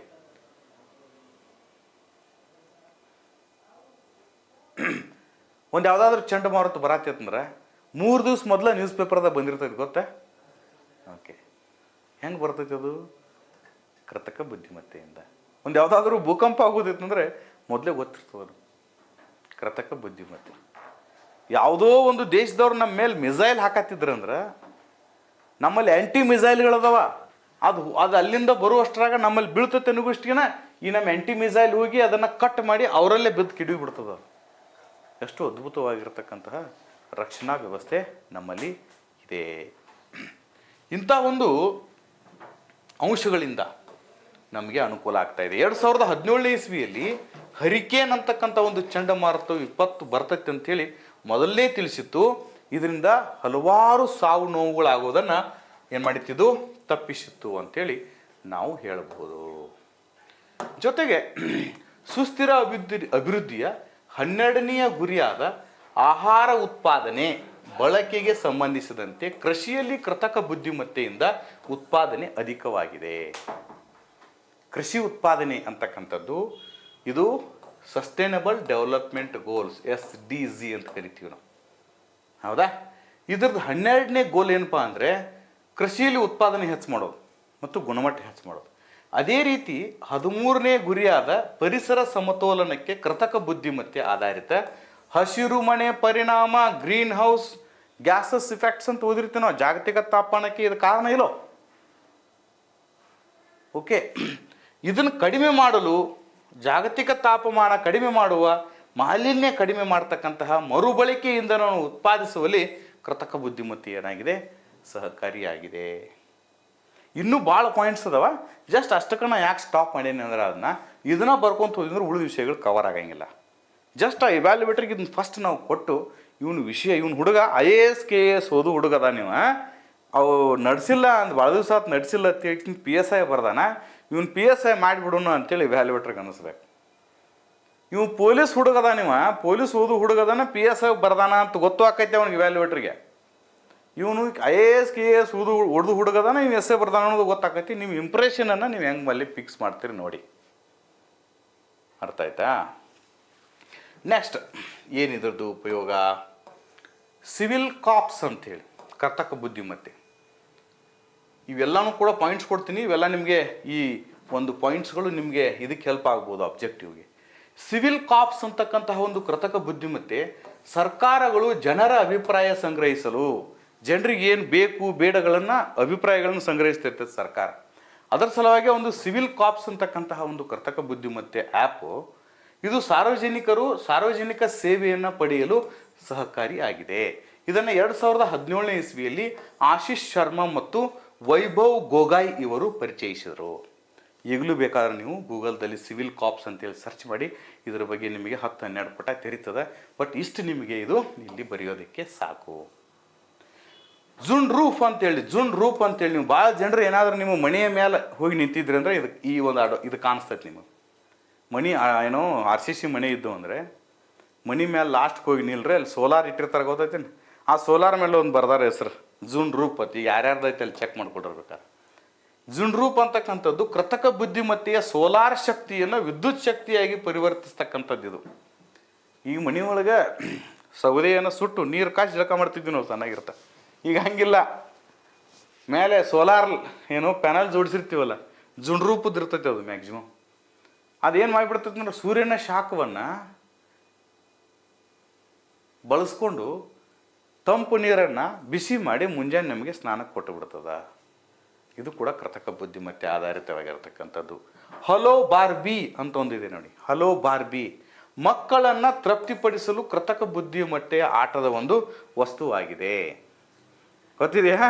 ನೀವೇನು ಮಾತಾಡ್ತಿರಲ್ಲ ಅದು ಇಮಿಡಿಯೇಟ್ ಮಾತಾಡ್ತಿರ್ತದೆ, ಅದ್ರದ್ದೊಂದು ವಾಯ್ಸ್ ಚೇಂಜ್ ಇರ್ತದೆ ನೋಡಿ, ಅದರಿಂದ ಮಕ್ಕಳು ನಗ್ತಿರ್ತಾವೆ ಖುಷಿಯಾಗಿ. ಇದು ಆಟದಿಂದ ಎಲ್ಲಿ ತನಕ ಚಿಕ್ಕ ಮಕ್ಕಳ ಆಟದಿಂದ ಯುದ್ಧ ಮಾಡುವವರಿಗೆ ಕೃತಕ ಬುದ್ಧಿಮತ್ತೆ ಅನುಕೂಲಕರವಾಗಿದೆ. ಹಿಂಗೂ ನೀವು ಸೆಂಟೆನ್ಸ್ ಹಾಕ್ಬೋದು. ಮಕ್ಕಳ ಆಟದಿಂದ ದೊಡ್ಡವರು ಮಾಡುವ ಯುದ್ಧದವರೆಗೆ ಕೃತಕ ಬುದ್ಧಿಮತ್ತೆ ಇವತ್ತು ಹಾಸುಹೊಕ್ಕಾಗಿದೆ. ನೆಕ್ಸ್ಟ್ ನಿಮಗೆ ಗೊತ್ತೇ ಇರ್ತೈತಿ, ಇದು ನಮ್ಮ ಮಾಳು ನಿಪುಣಾಳ್ ಅವ್ರ ಹಾಡ ಯಾರು ಕೇಳ್ತಿರ್ತಿರಲ್ಲ ಅವರಿಗೆ ನೋಡಿರ್ತೀನಿ. ಜಾನ್ ಡೇರ್ ಟ್ಯಾಕ್ಟರ್ ಹೆಸರು ಇರ್ತಾವ ನೋಡಿ, ಹೌದಲ್ಲ? ಊರಾಗದಾಗಿಲ್ಲ ಜಾನ್ ಡೇರೆ ಟ್ಯಾಕ್ಟರ್ ಅಂತಿರಲ್ಲ ಅವಾಗ ನೀವು, ಹೌದಿಲ್ರಿ? ಜಾನ್ ಡೇರೆ ಇದು ಟ್ಯಾಕ್ಟರ್ ಹೆಸರು ಇರ್ತಾವಲ್ಲ ಎಂಥವು? ಹಾಂ, John Deere. Okay, John Deere tractor company. Actually ಕಂಪ್ನಿನೂ ಇದೆ. ಹಾಂ, ಜಾನ್ ಡೇರ್. ಓಕೆ. ಕೃಷಿಯಲ್ಲಿ ಕ್ರಾಂತಿಕಾರಿ ಬದಲಾವಣೆಯನ್ನು ತಂದಿದೆ ಇದು. ನಮ್ಮ ಹುಡುಗರಿಗೆ ಕನೆಕ್ಟ್ ಆಗತೈತಿ ಹೇಳಿದೆ ನಾ. ಇದೆ ಟ್ಯಾಕ್ಟರ್ ಅಂದರೆ ಈ ಭಾಳ ಇಷ್ಟ ಅಲ್ಲ ಅವರಿಗೆ. ಜಾನ್ ಡೇರ್ ಇದು ಕೃಷಿಯಲ್ಲಿ ಕ್ರಾಂತಿಕಾರಿ ಬದಲಾವಣೆ ತಂದಿದೆ. ಅದೇನು ಎತ್ತ ಹೆಂಗ ಅಂತೇಳಿ ನೀವು ಗೂಗಲ್ ಸರ್ಚ್ ಮಾಡಿದ್ರೆ ನಿಮ್ಗೆ ಅರ್ಥ ಆಕೈತಿ. ಓಕೆ. ರೆಡಾರ್ ಅಂತಕ್ಕಂತಹ ಒಂದು ಯುನೈಟೆಡ್ ಕಿಂಗ್ಡಮ್ನಲ್ಲಿರ್ತಕ್ಕಂಥ ಸುದ್ದಿವಾಹಿನಿ ರೋಬೋಟ್ ತಯಾರಿಸಿದೆ. ಅದರ ಮೂಲಕ ಸುದ್ದಿಯನ್ನು ಪ್ರಸ್ತುತಪಡಿಸಿದೆ. ಯಾವ ಸಂಸ್ಥೆ ಅದು? ರೆಡಾರ್ ಅಂತಕ್ಕಂಥ ಸಂಸ್ಥೆ. ಇದು ಕೃತಕ ಆ್ಯಂಕರನ್ನು ರೆಡಿ ಮಾಡಿ ಸುದ್ದಿವಾಹಿನಿಯಲ್ಲಿ ಆ ಕೃತಕ ಆ್ಯಂಕರ್, ನಮ್ಮಲ್ಲಿ ಅನುಶ್ರೀ ಆ್ಯಂಕರ್ ಅದಳಪ್ಪ. ಅನುಶ್ರೀ ಗೊತ್ತೈತಿಲ್ಲ ನಿಮ್ಗೆ? ಈ ಎಲ್ಲ ಕನ್ನಡದಾಗ ಅತಿ ಹೆಚ್ಚು ಆ್ಯಂಕರಿಂಗ್ ಅವರೇ ಮಾಡ್ತಾರೆ, ದೊಡ್ಡ ದೊಡ್ಡ ಫಂಕ್ಷನ್ಗಳು ನಡೆಸ್ತಾರೆ. ಹಾಗೆ ಒಂದು ಕೃತಕವಾಗಿರ್ತಕ್ಕಂತಹ ಏನು ರೋಬೋಟನ್ನು ತಯಾರಿಸಿ ರ್ಯಾಡಾರ್ ಅಂತಕ್ಕಂಥದ್ದು ಯುನೈಟೆಡ್ ಕಿಂಗ್ಡಮ್ನಲ್ಲಿ ಆಗಿರ್ತಕ್ಕಂಥ ಸಾಧನೆ. ನೆಕ್ಸ್ಟ್, ವೈದ್ಯಕೀಯ ಕ್ಷೇತ್ರದಲ್ಲಿ ಕೃತಕ ಬುದ್ಧಿಮತ್ತೆ ತುಂಬ ಉಪಕಾರಿಯಾಗಿದೆ. ಹೊಸ ಔಷಧಿಗಳನ್ನು ಕಂಡುಹಿಡಿಯುವಿಕೆ, ಸರ್ಜರಿ ಮಾಡುವವರೆಗೂ ಕೂಡ ಇದರ ಉಪಯೋಗವಾಗಿದೆ. ಇದು ಆರೋಗ್ಯ ಕ್ಷೇತ್ರದಲ್ಲಿ. ಇನ್ನೊಂದು ಭಾಳ ಅದ್ಭುತವಾಗಿರ್ತಕ್ಕಂಥ ಬದಲಾವಣೆ, ಇದು ನಿಮಗೆ ಎಲ್ಲಿಯೂ ಕೂಡ ಇನ್ನೂ ತನಕ ಯಾರೂ ಹೇಳಿಲ್ಲ, ನಾನು ಅದನ್ನ ವಿಷಯ ಹೇಳ್ತಾ ಇದ್ದೀನಿ. ವಿಶ್ವ ಪರಾಗಸ್ಪರ್ಶ ಯೋಜನೆಯನ್ನು ಹಮ್ಮಿಕೊಂಡಿದೆ ಕೃತಕ ಬುದ್ಧಿಮತ್ತೆ ಆಧಾರಿತ ವಿಶ್ವ ಪರಾಗಸ್ಪರ್ಶ ಯೋಜನೆ. ಅಂತಂದರೆ ಇವತ್ತೇನಾದರೂ ನಾವು ಎಲ್ಲ ತಿನ್ನಕ್ಕೆ ನಮ್ಗೆ ಊಟ ಸಿಗತ್ತಂದ್ರೆ ಅಂದ್ರೆ ಅದಕ್ಕೆ ಕಾರಣ ಕೀಟಗಳು, ಜೇನುನೊಣಗಳು ಮಾಡ್ತಕ್ಕಂಥ ಪರಾಗಸ್ಪರ್ಶದಿಂದ. ಆದರೆ ಇತ್ತೀಚೆಗೆ ಈ ಕೀಟಗಳು, ಪರಾಗಸ್ಪರ್ಶಿ ಜೀವಿಗಳೆಲ್ಲ ವಿನಾಶ ಹೊಂದತ್ತವು. ಕೊನೆಗೆ ಒಂದು ದಿವಸ ಅವೆಲ್ಲ ವಿನಾಶ ಹೊಂದಿದರೆ ಯಾವ ಗಿಡದಲ್ಲೂ ಕೂಡ ಬೀಜ ಆಗಂಗಿಲ್ಲ, ಯಾವ ಗಿಡದಲ್ಲೂ ಕೂಡ ಹಣ್ಣಾಗಂಗಿಲ್ಲ. ಆವಾಗ ತಿನ್ನಕ್ಕೆ ಮಣ್ಣು ತಿನ್ಬೇಕಾಗತ್ತೆ. ನಾವೆಲ್ಲ ಏನು ತಿನ್ಬೇಕಾಗ್ತದೆ? ಮಣ್ಣು ತಿನ್ಬೇಕಾಗ್ತದೆ. ಅದರ ಸಲುವಾಗಿ ಕೃತಕ ಬುದ್ಧಿಮತ್ತೆ ಆಧಾರಿತ ವಿಶ್ವ ಪರಾಗಸ್ಪರ್ಶ ಯೋಜನೆಯನ್ನು ಮಾಡಿದೆ. ಕೃತಕ ಬುದ್ಧಿಮತ್ತೆ ಆಧಾರಿತವಾಗಿದ್ದು ಪರಾಗಸ್ಪರ್ಶ ಕೀಟಗಳನ್ನು ಹೆಚ್ಚಿಸಲು ಉಪಕಾರ ಮಾಡ್ತಾ ಇದೆ. ಇದಕ್ಕೆ ದೊಡ್ಡ ದೊಡ್ಡ ಯೋಜನೆ ಇದೆ. ಇದನ್ನು ನೀವು ಇಂಟರ್ನೆಟ್ದಾಗ ಸರ್ಚ್ ಮಾಡಿದರೆ ಇದಕ್ಕೂ 10 ಪುಟ ಸಿಗ್ತದೆ. ನಾ ಏನು ಬರೋದಿಲ್ಲ, ಪ್ರತಿಯೊಂದು ಪಾಯಿಂಟ್ ಹಿಂದೆ 10 ಪುಟ ಅದಾವೆ. ಸುಮಾರು ಒಂದು 250 ಪುಟಗಳನ್ನು ಸ್ಟಡಿ ಮಾಡಿ ನಾ 6 ಪುಟ ನಿಮಗೆ ಬರೆದು ಕೊಟ್ಟಿದ್ದೀನಿ ಇಲ್ಲಿ. ನೀವು ಇದನ್ನು ಒಂದೇ ಸ್ಟಡಿ ಮಾಡಿ ಇದನ್ನು ಎಸೆ ರೆಡಿ ಮಾಡೋಕೆ ನಿಮ್ಗೆ 10 ದಿನ ಬೇಕಾಗಿತ್ತು. ಬಟ್ ಇದು ಕೇವಲ ನಿಮಗೆ 50ರಿಂದ 55 ನಿಮಿಷದಲ್ಲಿ ಈ ಎಸೆ ಹೇಳ್ತಾ ಇದ್ದೀನಿ. 6 ಪುಟದಲ್ಲಿ ಬರೆದು ಕೊಟ್ಟಿದ್ದೀನಿ.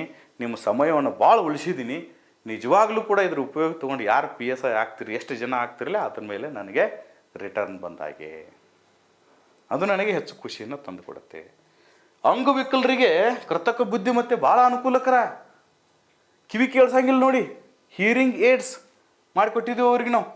ಧ್ವನಿ ಸಾಧನಗಳು, ಕಣ್ಣು ಕಾಣಿಸಂಗಿಲ್ಲ ಅವರಿಗೆ ಶ್ರವಣ ಸಾಧನಗಳು, ಕೈಕಾಲು ಕಳ್ಕೊಂಡಿರ್ತಾರೆ ಅವರಿಗೆ ಕೃತಕ ಕೈಕಾಲುಗಳ ತಯಾರಿಸಿಕೊಡ್ತಾ ಇದೆ. ಜೈಪುರ್ ಕಾಲು ಅಂತ ಒಂದಿದೆ ರಾಜಸ್ಥಾನದಲ್ಲಿ. ಜೈಪುರ್ ಕಾಲು ಅಂದ್ರೆ ಅದಕ್ಕೇನು ಕೆಲಸ ಮಾಡ್ತೈತೆ ಅಂದ್ರೆ ಜನರಿಗೆ ಕೃತಕ ಕೈಕಾಲುಗಳನ್ನು ತಯಾರಿಸಿಕೊಡ್ತೈತಿ. ಅವೆಲ್ಲನೂ ಕೂಡ ಕೃತಕ ಬುದ್ಧಿಮತ್ತೆ ಆಧಾರದಿಂದ ನಾವು ನಡಿತೀವಿ. ದೇವರು ಕೊಟ್ಟ ಕಾಲು ಕಳ್ಕೊಂಡ್ರೆ ಕೃತಕ ಕಾಲನ್ನು ಜೋಡಿಸಿ ನಡಿತೀವಲ್ಲ, ಅದು ಕೃತಕ ಬುದ್ಧಿಮತ್ತೆ. ಅಂದರೆ ಜೀವನದ ಪ್ರತಿ ಹಂತದಲ್ಲೂ ಕೂಡ ಇವತ್ತು ಕೃತಕ ಬುದ್ಧಿಮತ್ತೆ ಸಹಾಯ ಮಾಡತ್ತಿದಲ್ಲ. ಹಾಗಾದ್ರೆ ಇವತ್ತಿನ ಹೀರೋ ಯಾರು? 21ನೇ ಶತಮಾನದ ಹೀರೋ ಯಾರು? ಕೃತಕ ಬುದ್ಧಿಮತ್ತೆ. ಯಾರು? ಡಿ ಬಾಸು ಅಲ್ಲ, ರಾಕಿ ಬಾಯು ಅಲ್ಲ. ಯಾರು ಹೀರೋ? ಕೃತಕ ಬುದ್ಧಿಮತ್ತೆ. ಇದು ನಮ್ಮ ಹೀರೋ. ಇವತ್ತು 21ನೇ ಶತಮಾನದ ಹೀರೋ ಆಗಿದೆ ಅಂತ ಲಾಸ್ಟಿಗೆ ಬರಿಬೋದು ನೀವು. ಕೃತಕ ಬುದ್ಧಿಮತ್ತೆಯು 21ನೇ ಶತಮಾನದ ನಾಯಕ ನಟನಾಗಿದೆ, 21ನೇ ಶತಮಾನದ ಶ್ರೇಷ್ಠ ಆವಿಷ್ಕಾರವಾಗಿದೆ. ನೀವು ಹೆಂಗೆ ಬೇಕಾದಂಗೆ ಸ್ಟಾರ್ಟ್ ಮಾಡ್ಬೋದು, ಹೆಂಗೆ ಬೇಕಾದಂಗೆ ಮುಗಿಸ್ಬೋದು. ನೋಡಿ, ನೀವು ಎಸೆ ಬರೆಯೋಕೆ ಸ್ಟಾರ್ಟ್ ಮಾಡಿದ್ರಿ ಅಂದರೆ ಸಾಕಷ್ಟು ವಿಷಯಗಳು ನಿಮ್ಮಲ್ಲೇ ಹುಟ್ಕೋತಾವ. ನೀವು ಬರೀ ಬಾಯ್ಪಾಟ್ ಮಾಡೋಕೆ ಹೋಗಬೇಡಿ. ಅದನ್ನ ವಿಷಯವನ್ನು ನಾನು ಹೆಂಗೆ ಎಕ್ಸ್ಪ್ಲೇನ್ ಮಾಡತ್ತಲ್ಲ ಅದನ್ನ ತಿಳ್ಕೊಳಕ್ಕೆ ಸ್ಟಾರ್ಟ್ ಮಾಡಿ. You will become a good essay writer. ನನಗಿಂತ ಬೆಸ್ಟ್ ಎಸೆ ರೈಟರ್ ಆಯ್ತಾರೆ. ನನ್ನ ಕಡೆ ಕಲ್ತು ಎಷ್ಟೋ ಜನ ವಿದ್ಯಾರ್ಥಿಗಳು PSIಗಳಾಗ್ಯಾರ, ಮತ್ತು ಎಸೆ ಬುಕ್ಗಳನ್ನ ಬರೆದಾರ ಅವರು. ತಿಳಿತಾ? ಎಸೆ ಬುಕ್ಗಳನ್ನ ಬರೆದಿದ್ದಾರೆ. ಕೆಲವೊಬ್ರು ಕೊಟ್ಟ ಎಸೆಗಳನ್ನ ಬರೆದಿದ್ದಾರೆ, ಬಟ್ ನನ್ನ ಹೆಸರು ಹಾಕಿಲ್ಲ ಅಟ್ಟ ಅವ್ರು. ನನಗೇನು ಬೇಜಾರಿಲ್ಲ, ನಾನು ಹೇಳಿದ್ದೀನಿ ಅವ್ರಿಗೆ, ಬೇಕಾದ್ರೆ ನಿಮ್ಮ ಹೆಸರು ಹಾಕೊಂಡು ನೀವು ಬರ್ಕೊಡ್ರಿ, ನಿಮ್ಮದು ಮಾಡ್ಕೊಡ್ರಿ ಎಸೆ ಅಂತ ಹೇಳಿದ್ದೀನಿ. ಎಲ್ಲಿವರೆಗೆ ನಾನು ಬರೆದು ನನ್ನ ಬಾಯಿಂದ ಎಸೆ ಬಂದ ಮೇಲೆ ಅದು ಸಮಾಜದ ಆಸ್ತಿ ಆಗಿಬಿಡ್ತು. ನನ್ನ ಕಡೆ ಇಟ್ಕೊಂಡು ನಾನು ಅದನ್ನು ರೆಡಿ ಮಾಡ್ಕೊಂಡು ಅದನ್ನ ಬುಕ್ ಪ್ರಿಂಟ್ ಮಾಡಿ 100 ರೂಪಾಯಿಗೆ ಪ್ರಿಂಟ್ ಮಾಡಿ 200 ರೂಪಾಯಿಗೆ ಮಾರಿ ನಿಮ್ಮ ಕಡೆಯಿಂದ 100 ರೂಪಾಯಿ ಗಳಿಸುವ ಯಾವುದೇ ಇಚ್ಛೆಗಳು ನಮ್ಮ ಕಡೆ ಇರೋಂಗಿಲ್ಲ. ನಾವು ಬೇಕಾದ್ರೆ ಪ್ರಿಂಟ್ ಮಾಡಿದ್ರೆ ಫ್ರೀಯಾಗಿ ಒಂದ್ಸರಿ ಎಸೆ ಬುಕ್ ಪ್ರಿಂಟ್ ಮಾಡಿದ್ದೆ, ಫ್ರೀಯಾಗಿ ನಮ್ಮ ವಿದ್ಯಾರ್ಥಿಗಳಿಗೆ ಕೊಟ್ಟಿದ್ದೀನಿ. ತಿಳಿತಲ್ಲ?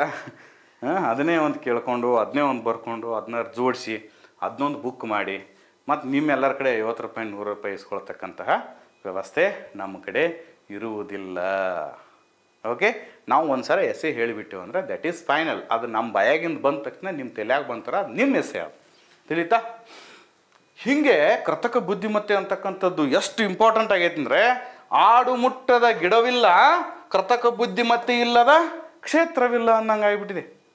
ಒಂದು ನಾಣ್ಣುಡಿಗಳನ್ನು ಗಾದೆ ಮಾತುಗಳನ್ನ ತರಬೇಕು ನೋಡಿ. ಇಲ್ಲಿ ಆಡು ಮುಟ್ಟದ ಗಿಡ ಇಲ್ಲ, ಕೃತಕ ಬುದ್ಧಿಮತ್ತೆ ಇಲ್ಲದ ಕ್ಷೇತ್ರಗಳಿಲ್ಲ. ಕೃತಕ ಬುದ್ಧಿಮತ್ತೆಯ ಬಾಧಕಗಳು ಅಂದರೆ ಅನಾನುಕೂಲಗಳು. ಇಷ್ಟೆಲ್ಲ ಅನುಕೂಲಗಳನ್ನ ಹೇಳಿಬಿಟ್ಟಿವಿ ನಾವು. ಅನಾನುಕೂಲಗಳನ್ನ ಹೇಳಬೇಕು, ಯಾಕಂದ್ರೆ ಹೆಡ್ಡಿಂಗ್ ಅದ ಥರ ಕೇಳ್ಯಾರ ಅವರು. ಅನಾನುಕೂಲಗಳನ್ನ ಹೆಂಗೆ ಸ್ಟಾರ್ಟ್ ಮಾಡ್ಬೇಕಂದ್ರೆ ಅದಕ್ಕೆ ಕಾಮನ್ ಡೈಲಾಗ್ ಹೇಳ್ತೀನಿ ನಿಮಗೆ. ಬೆಳಕಿನ ಹಿಂದೆ ಕತ್ತಲು ಇರುವಂತೆ, ಹೌದಾ, ಉತ್ತಮ ಅಂಶಗಳ ಹಿಂದೆ ಕೆಟ್ಟ ಅವರ ಪರಿಣಾಮಗಳು ಇದ್ದೇ ಇರುತ್ತವೆ. ಇದನ್ನು ಯಾವುದು ಅನುಕೂಲ ಮತ್ತು ಅನಾನುಕೂಲ ಬರೀತಿರ್ತಿರಲಿಲ್ಲ, ಇದನ್ನು ಸೇಮ್ ಕಾಪಿ ಪೇಸ್ಟ್ ಮಾಡಿಬಿಡಿ. ಹಾಗಾದರೆ ಕೃತಕ ಬುದ್ಧಿಮತ್ತೆಯ ಕಾರಣಗಳಿಂದ ಉಂಟಾಗುವ ಬಾಧಕಗಳನ್ನು ಈ ಕುರಿತು ಚರ್ಚಿಸೋಣ. ಅವರಲ್ಲಿ ಹೆಡ್ಡಿಂಗ್ದಾಗ ಬಾಧಕ ಅಂತ ಬರೆದ್ರೆ ನೀವು ಬಾಧಕನ ಹಾಕೋತ ಹೋಗಿ, ಅನಾನುಕೂಲ ಅಂತ ಬರೆದ್ರೆ ಅಂದ್ರೆ ಅನಾನುಕೂಲನ ಹಾಕೋತ ಹೋಗಿ, ಅನುಕೂಲ ಅಂತ ಬರೆದ್ರೆ ಅಂದ್ರೆ ಅನುಕೂಲನ ಹಾಕೋತ ಹೋಗಿ, ಸಾಧಕ ಅಂತ ಬರೆದ್ರೆ ಅಂದ್ರೆ ಸಾಧಕನ ಅಂತ ಹಾಕೋತ ಹೋಗಿ. ಯಾಕಂದರೆ ಆ ಒಂದು ಹೆಡ್ಡಿಂಗ್ದಾಗ ಏನಿರ್ತೈತಿಲ್ಲ ಅದೇ ಶಬ್ದಗಳನ್ನ ನಾವು ಬಳಸ್ತಾ ಹೋಗ್ಬೇಕು. ಅಲ್ಲಿ ಅವ್ನು ಕೃತಕ ಬುದ್ಧಿಮತ್ತೆ ಅನುಕೂಲ ಅನಾನುಕೂಲ ಬರೆದಿರ್ತಾನೆ. ನೀವು ನನ್ನ ಎಸೆ ಎಲ್ಲ ತೊಗೊಂಡು ಬಾಯ್ಪಟ್ ಮಾಡಿ ಬಾಧಕ ಬರೆದ್ರೆ ಅವ್ನು ಗೊತ್ತಾಕೈತಿ ನೀವು ಎಸೆ ಹೆಡ್ಡಿಂಗ್ ನೋಡಿ ಬರೋದಿಲ್ಲ, ನೀವು ಬಾಯ್ಪಟ್ ಮಾಡಿದ ಎಸೆ ಬರೋದನ್ನು ತಿಳ್ಕೊಂಡು ಕಡಿಮೆ ಮಾರ್ಕ್ಸ್ ಕೊಡ್ತಾನೆ. ಇಷ್ಟರೇ ನೀವು ತಲೆ ಓಡಿಸ್ಬೇಕು. ಮುಂದೆ PSIಗಳಾಗತ್ತಾರೆ. ಕಳ್ಳರನ್ನ ಹಿಡಿಯೋರು ನೀವು. ಆವಾಗ ಮತ್ತು ನಾನು ಕೇಳಬಾರ್ದು, ಸರ್ ಕಳ್ಳರನ್ನು ಹಿಡಿಯುವುದು ಹೇಗೆ, ಪ್ರಬಂಧ ಬರೆದು ಕೊಡ್ರಿ ಅಂತೇಳಿ. ಆವಾಗ ನೀವು PSI ಆದಮೇಲೆ ನೀವು ತಲೆ ಓಡಿ ಸ್ಟೇಷನ್ದಾಗ ಕೆಲಸ ಮಾಡ್ಬೇಕಲ್ಲ, ಅದಕ್ಕೆ ಇಂಥವು ಸ್ವಲ್ಪ ಕಲಿಬೇಕು. ತಿಳಿತಾ? ಓಕೆ, ನೆಕ್ಸ್ಟ್ ಕೃತಕ ಬುದ್ಧಿಮತ್ತೆಯ ಏನು ನಾವೇನು ಮಾಡ್ತಾ ಇದ್ದೀವಿ ಈಗ, ನಷ್ಟಗಳನ್ನು, ಬಾಧಕಗಳನ್ನು, ಅನಾನುಕೂಲಗಳನ್ನು ಚರ್ಚಿಸ್ತೀವಿ. ಉದ್ಯೋಗ ನಷ್ಟ. ಮ್ಯಾಕ್ಕಿನ್ಸೆ ಗ್ಲೋಬಲ್ ಸಂಸ್ಥೆ ಇವೆಲ್ಲ ಸ್ವಲ್ಪ ನೆನಪಿಟ್ಕೋಬೇಕಾ ಇವತ್ತನ್ನ. ಮ್ಯಾಕಿನ್ಸೆ ಗ್ಲೋಬಲ್ ಸಂಸ್ಥೆ ಏನು ಹೇಳಿದೆ ಅಂದರೆ 40 ಮಿಲಿಯನ್ದಿಂದ 160 ಮಿಲಿಯನ್ ಮಹಿಳೆಯರು ಕೆಲಸವನ್ನು ಕಳೆದುಕೊಳ್ಳಲಿದ್ದಾರೆ ಅಂತ. ಸಾಕಷ್ಟು ಮಹಿಳಾ ಆಧಾರಿತ ಕೆಲಸಗಳಿಗೆ ರೋಬೋಟ್ಗಳು ಬಂದು ಕೆಲಸ ಮಾಡಕತ್ತು ಅಂದರೆ ಮಹಿಳೆಯರೇ ಪಾಪ ಈಗಾಗಲೇ ಕೆಲಸ ಏನು ಮಾಡತ್ತಾರಲ್ಲ, 40 ಮಿಲಿಯನ್ದಿಂದ 160 ಮಿಲಿಯನ್ ಮಹಿಳೆಯರು ಕೆಲಸವನ್ನು ಕಳೆದುಕೊಳ್ಳಲಿದ್ದಾರೆ ಅಂತ ಹೇಳಿದ್ದಾರೆ. ಅಂದರೆ ಎಫೆಕ್ಟ್ ಯಾರಿಗೆ ಆಗ್ತಾ ಇದೆ? ಇದು ನೇರವಾಗಿ ಮಹಿಳೆಯರ ಮೇಲೆ ಎಫೆಕ್ಟ್ ಬೀಳ್ತಾ ಇದೆ. ಆಕ್ಸ್ಫರ್ಡ್ ಎಕನಾಮಿಕ್ಸ್ ಸಂಸ್ಥೆ 2030 ವೇಳೆಗೆ 50 ಮಿಲಿಯನ್ ತಯಾರಿಕಾ ಕ್ಷೇತ್ರದ ಉದ್ಯೋಗಿಗಳು ಕೆಲಸ ಕಳೆದುಕೊಳ್ಳಲಿದ್ದಾರೆ. ಮ್ಯಾನುಫ್ಯಾಕ್ಚರಿಂಗ್ ವರ್ಕರ್ಸ್ 2030 ಒಳಗೆ ಸುಮಾರು 20 ಮಿಲಿಯನ್ ಕೆಲಸಗಳು. 1 ಮಿಲಿಯನ್ ಅಂದರೆ 10 ಲಕ್ಷ, 20 ಮಿಲಿಯನ್ ಅಂದರೆ 200 ಲಕ್ಷ. 200 ಲಕ್ಷ ಜನ ಕೆಲಸವನ್ನು ಕಳೆದುಕೊಳ್ಳಲಿದ್ದಾರೆ ಅಂತ ಹೇಳಿದರು. ಎರಡನೇ ಪುಟಗಳು ಒಂದು ಮ್ಯಾಕಿನ್ಸೆ ಗ್ಲೋಬಲ್ ಸಂಸ್ಥೆ, ಆಕ್ಸ್ಫರ್ಡ್ ಎಕನಾಮಿಕ್ಸ್ ಸಂಸ್ಥೆ. ಆದರೆ ವಿಶ್ವ ಆರ್ಥಿಕ ವೇದಿಕೆ ಹೇಳಿದೆ, ವರ್ಲ್ಡ್ ಎಕನಾಮಿಕ್ ಫೋರಮ್ ಏನು ಹೇಳಿದೆ ಅಂದರೆ ಕೃತಕ ಬುದ್ಧಿಮತ್ತೆಯಿಂದ 75 ಮಿಲಿಯನ್ ಉದ್ಯೋಗ ನಷ್ಟವಾಗಲಿದೆ. ಎಷ್ಟು ಮಿಲಿಯನ್? 75 ಮಿಲಿಯನ್ ಉದ್ಯೋಗ ನಷ್ಟ ಆಗಲಿದೆ. ಆದರೆ ಕೃತಕ ಬುದ್ಧಿಮತ್ತೆ ಆಧಾರಿತ ಹೊಸ 133 ಮಿಲಿಯನ್ ಉದ್ಯೋಗಗಳು ಸೃಷ್ಟಿಯಾಗಲಿವೆ ಅಂತ ಹೇಳಿದೆ. ಅದು ಅಂದರೆ ಇಲ್ಲಿ ಆಶಾದಾಯಕವಾಗಿರ್ತಕ್ಕಂಥ ಬೆಳವಣಿಗೆ. ನೀವೆಲ್ಲನೂ ಕೂಡ ನೆಗೆಟಿವ್ ಬರೀತೀರಿ, ದಯವಿಟ್ಟು ಇದನ್ನು ಯಾರು ನೆಗೆಟಿವ್ ಬರೆಯೋಕೆ ಹೋಗ್ಬೇಡ್ರಿ. ಎಸ್ಪೆಷಲಿ ನನ್ನ ಸ್ಟೂಡೆಂಟ, ಉದ್ಯೋಗ ನಷ್ಟ ಡೆಫಿನೆಟಾಗಿ ಆಗೋದಿಲ್ಲ. ಜಾಬ್ ಚೇಂಜ್ ಆಕೈತಿ, ಮಾಡುವ ರೀತಿ ಚೇಂಜ್ ಆಕೈತಿ. ಮೊದಲ 20 ವರ್ಷಗಳ ಹಿಂದೆ ನಮ್ಮ ಊರಾಗ STD ಬೂತ್ಗಳಿತ್ತು, ಕಾಯಿನ್ ಬಾಕ್ಸ್ಗಳಿತ್ತು ಅಲ್ವಾ? ಇತ್ತೇನೋ? ಅದನ್ನೆಲ್ಲ ಯೂಸ್ ಮಾಡೋದು ಬಿಟ್ಟ ತಕ್ಷಣ ಅವ ಏನಾಗ್ಯಾವ? ಈಗ ಮೊಬೈಲ್ ಅಂಗಡಿಗಳಾಗ್ಯಾವ ಅಲ್ವಾ? ನೋಡ್ರಿ, ಬೇಕಾದ್ರೆ ಯಾರು ಮೊಬೈಲ್ ಏನು STD ಬೂತ ಮತ್ತು ಕಾಯಿನ್ ಬಾಕ್ಸ್ ಇಟ್ಟಿದ್ರಲ್ಲ ಅವ್ರನ್ನ ನಿಮ್ಮ ಊರಾಗ ಮೊಬೈಲ್ ಶಾಪ್ ತೆಗದಾರಿ. ಅಂದರೆ ಉದ್ಯೋಗ ಚೇಂಜ್ ಆಗಿದೆ, ಬಟ್ ಉದ್ಯೋಗಿ ಮಾತ್ರ ಅವನೇ ಇದ್ದಾನೆ. ಮತ್ತು ಅದರಿಂದ ಅತಿ ಹೆಚ್ಚು ಉದ್ಯೋಗಗಳು ಈ ಕೃತಕ ಬುದ್ಧಿಮತ್ತೆ ಆಧಾರಿತ ಸೇರೋದಿದೆ. ಆದರೆ ನಿಮಗೇನು ಬೇಕಿದು? ಬುದ್ಧಿ ಆಧಾರಿತ ಕೆಲಸಗಳೇನು ಭಾಳ ಬರ್ತವೆ. Knowledge is power. ಸರ್ಕಾರಿ ನೌಕರಿ ಸಿಗಲಿಲ್ಲ ಅಂದರೂ ಕೂಡ ಯಾರಿಗೆ ಚೆನ್ನಾಗಿ ಬುದ್ಧಿ ಇದೆಯೋ ಅವ್ರಿಗೆ ಜಾಸ್ತಿ ಏನು ಉದ್ಯೋಗಗಳು ಸಿಗ್ತವೆ. ದಡ್ಡನಿಗೆ ಉದ್ಯೋಗಗಳು ಸಿಗಂಗಿಲ್ಲ. ದೈಹಿಕ ಉದ್ಯೋಗಗಳು ಕಡಿಮೆ ಆಗಿಬಿಡ್ತವೆ.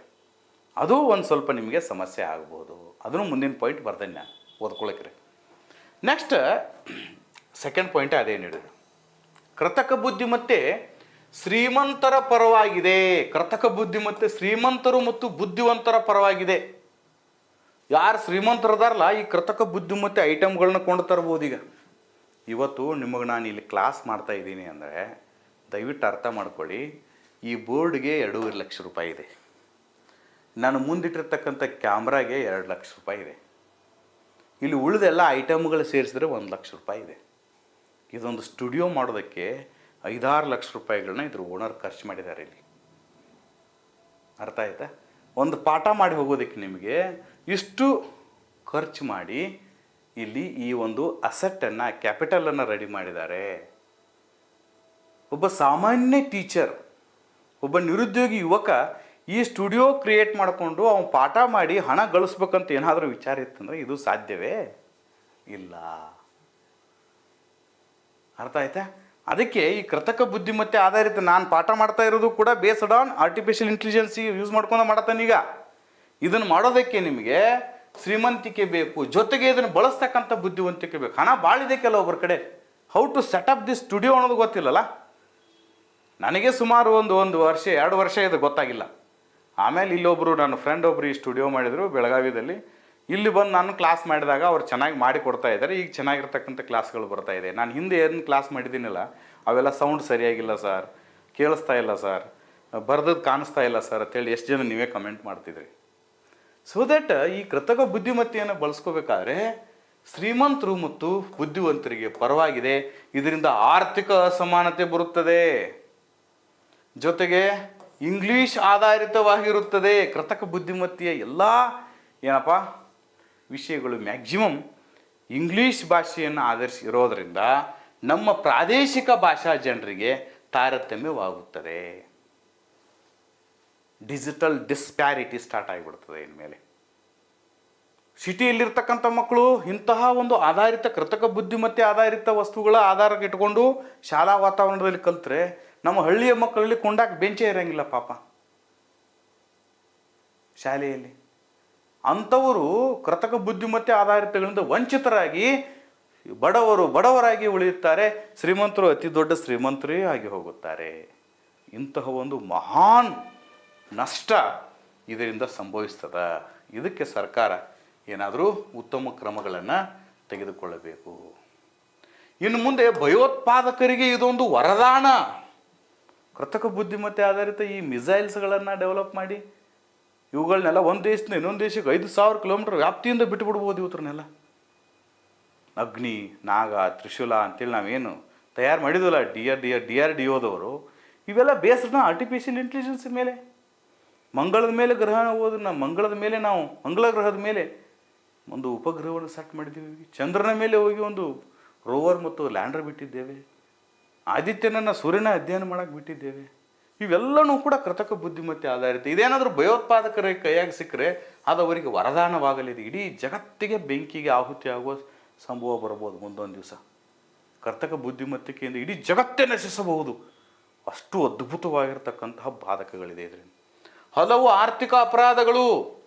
ದಯವಿಟ್ಟು ಎಲ್ಲರಿಗೂ ಇವತ್ತು ಕ್ಲಾರಿಫೈ ಮಾಡ್ತೀನಿ, ನನ್ನ ಮೆಸೇಜ್ ನಿಮಗೆ ಬಂದರೆ ಹಣ ಕೇಳಿ ಅಥವಾ ಯಾವುದಾದ್ರೂ ಒಂದು ಅಪರಾಧಕ್ಕೆ ಸಂಬಂಧಪಟ್ಟಿರ್ತಕ್ಕಂಥ ಮೆಸೇಜ್ ಬಂದರೆ ದಯವಿಟ್ಟು ಯಾರು ಅದಕ್ಕೆ ರಿಪ್ಲೈ ಮಾಡಿಬಿಡಿ. ನಾನು ಯಾರ ಕಡೆಯೂ ಕೂಡ ಹಣ ಕೇಳಲ್ಲ ಯಾವುದೇ ವಿಷಯಕ್ಕೆ.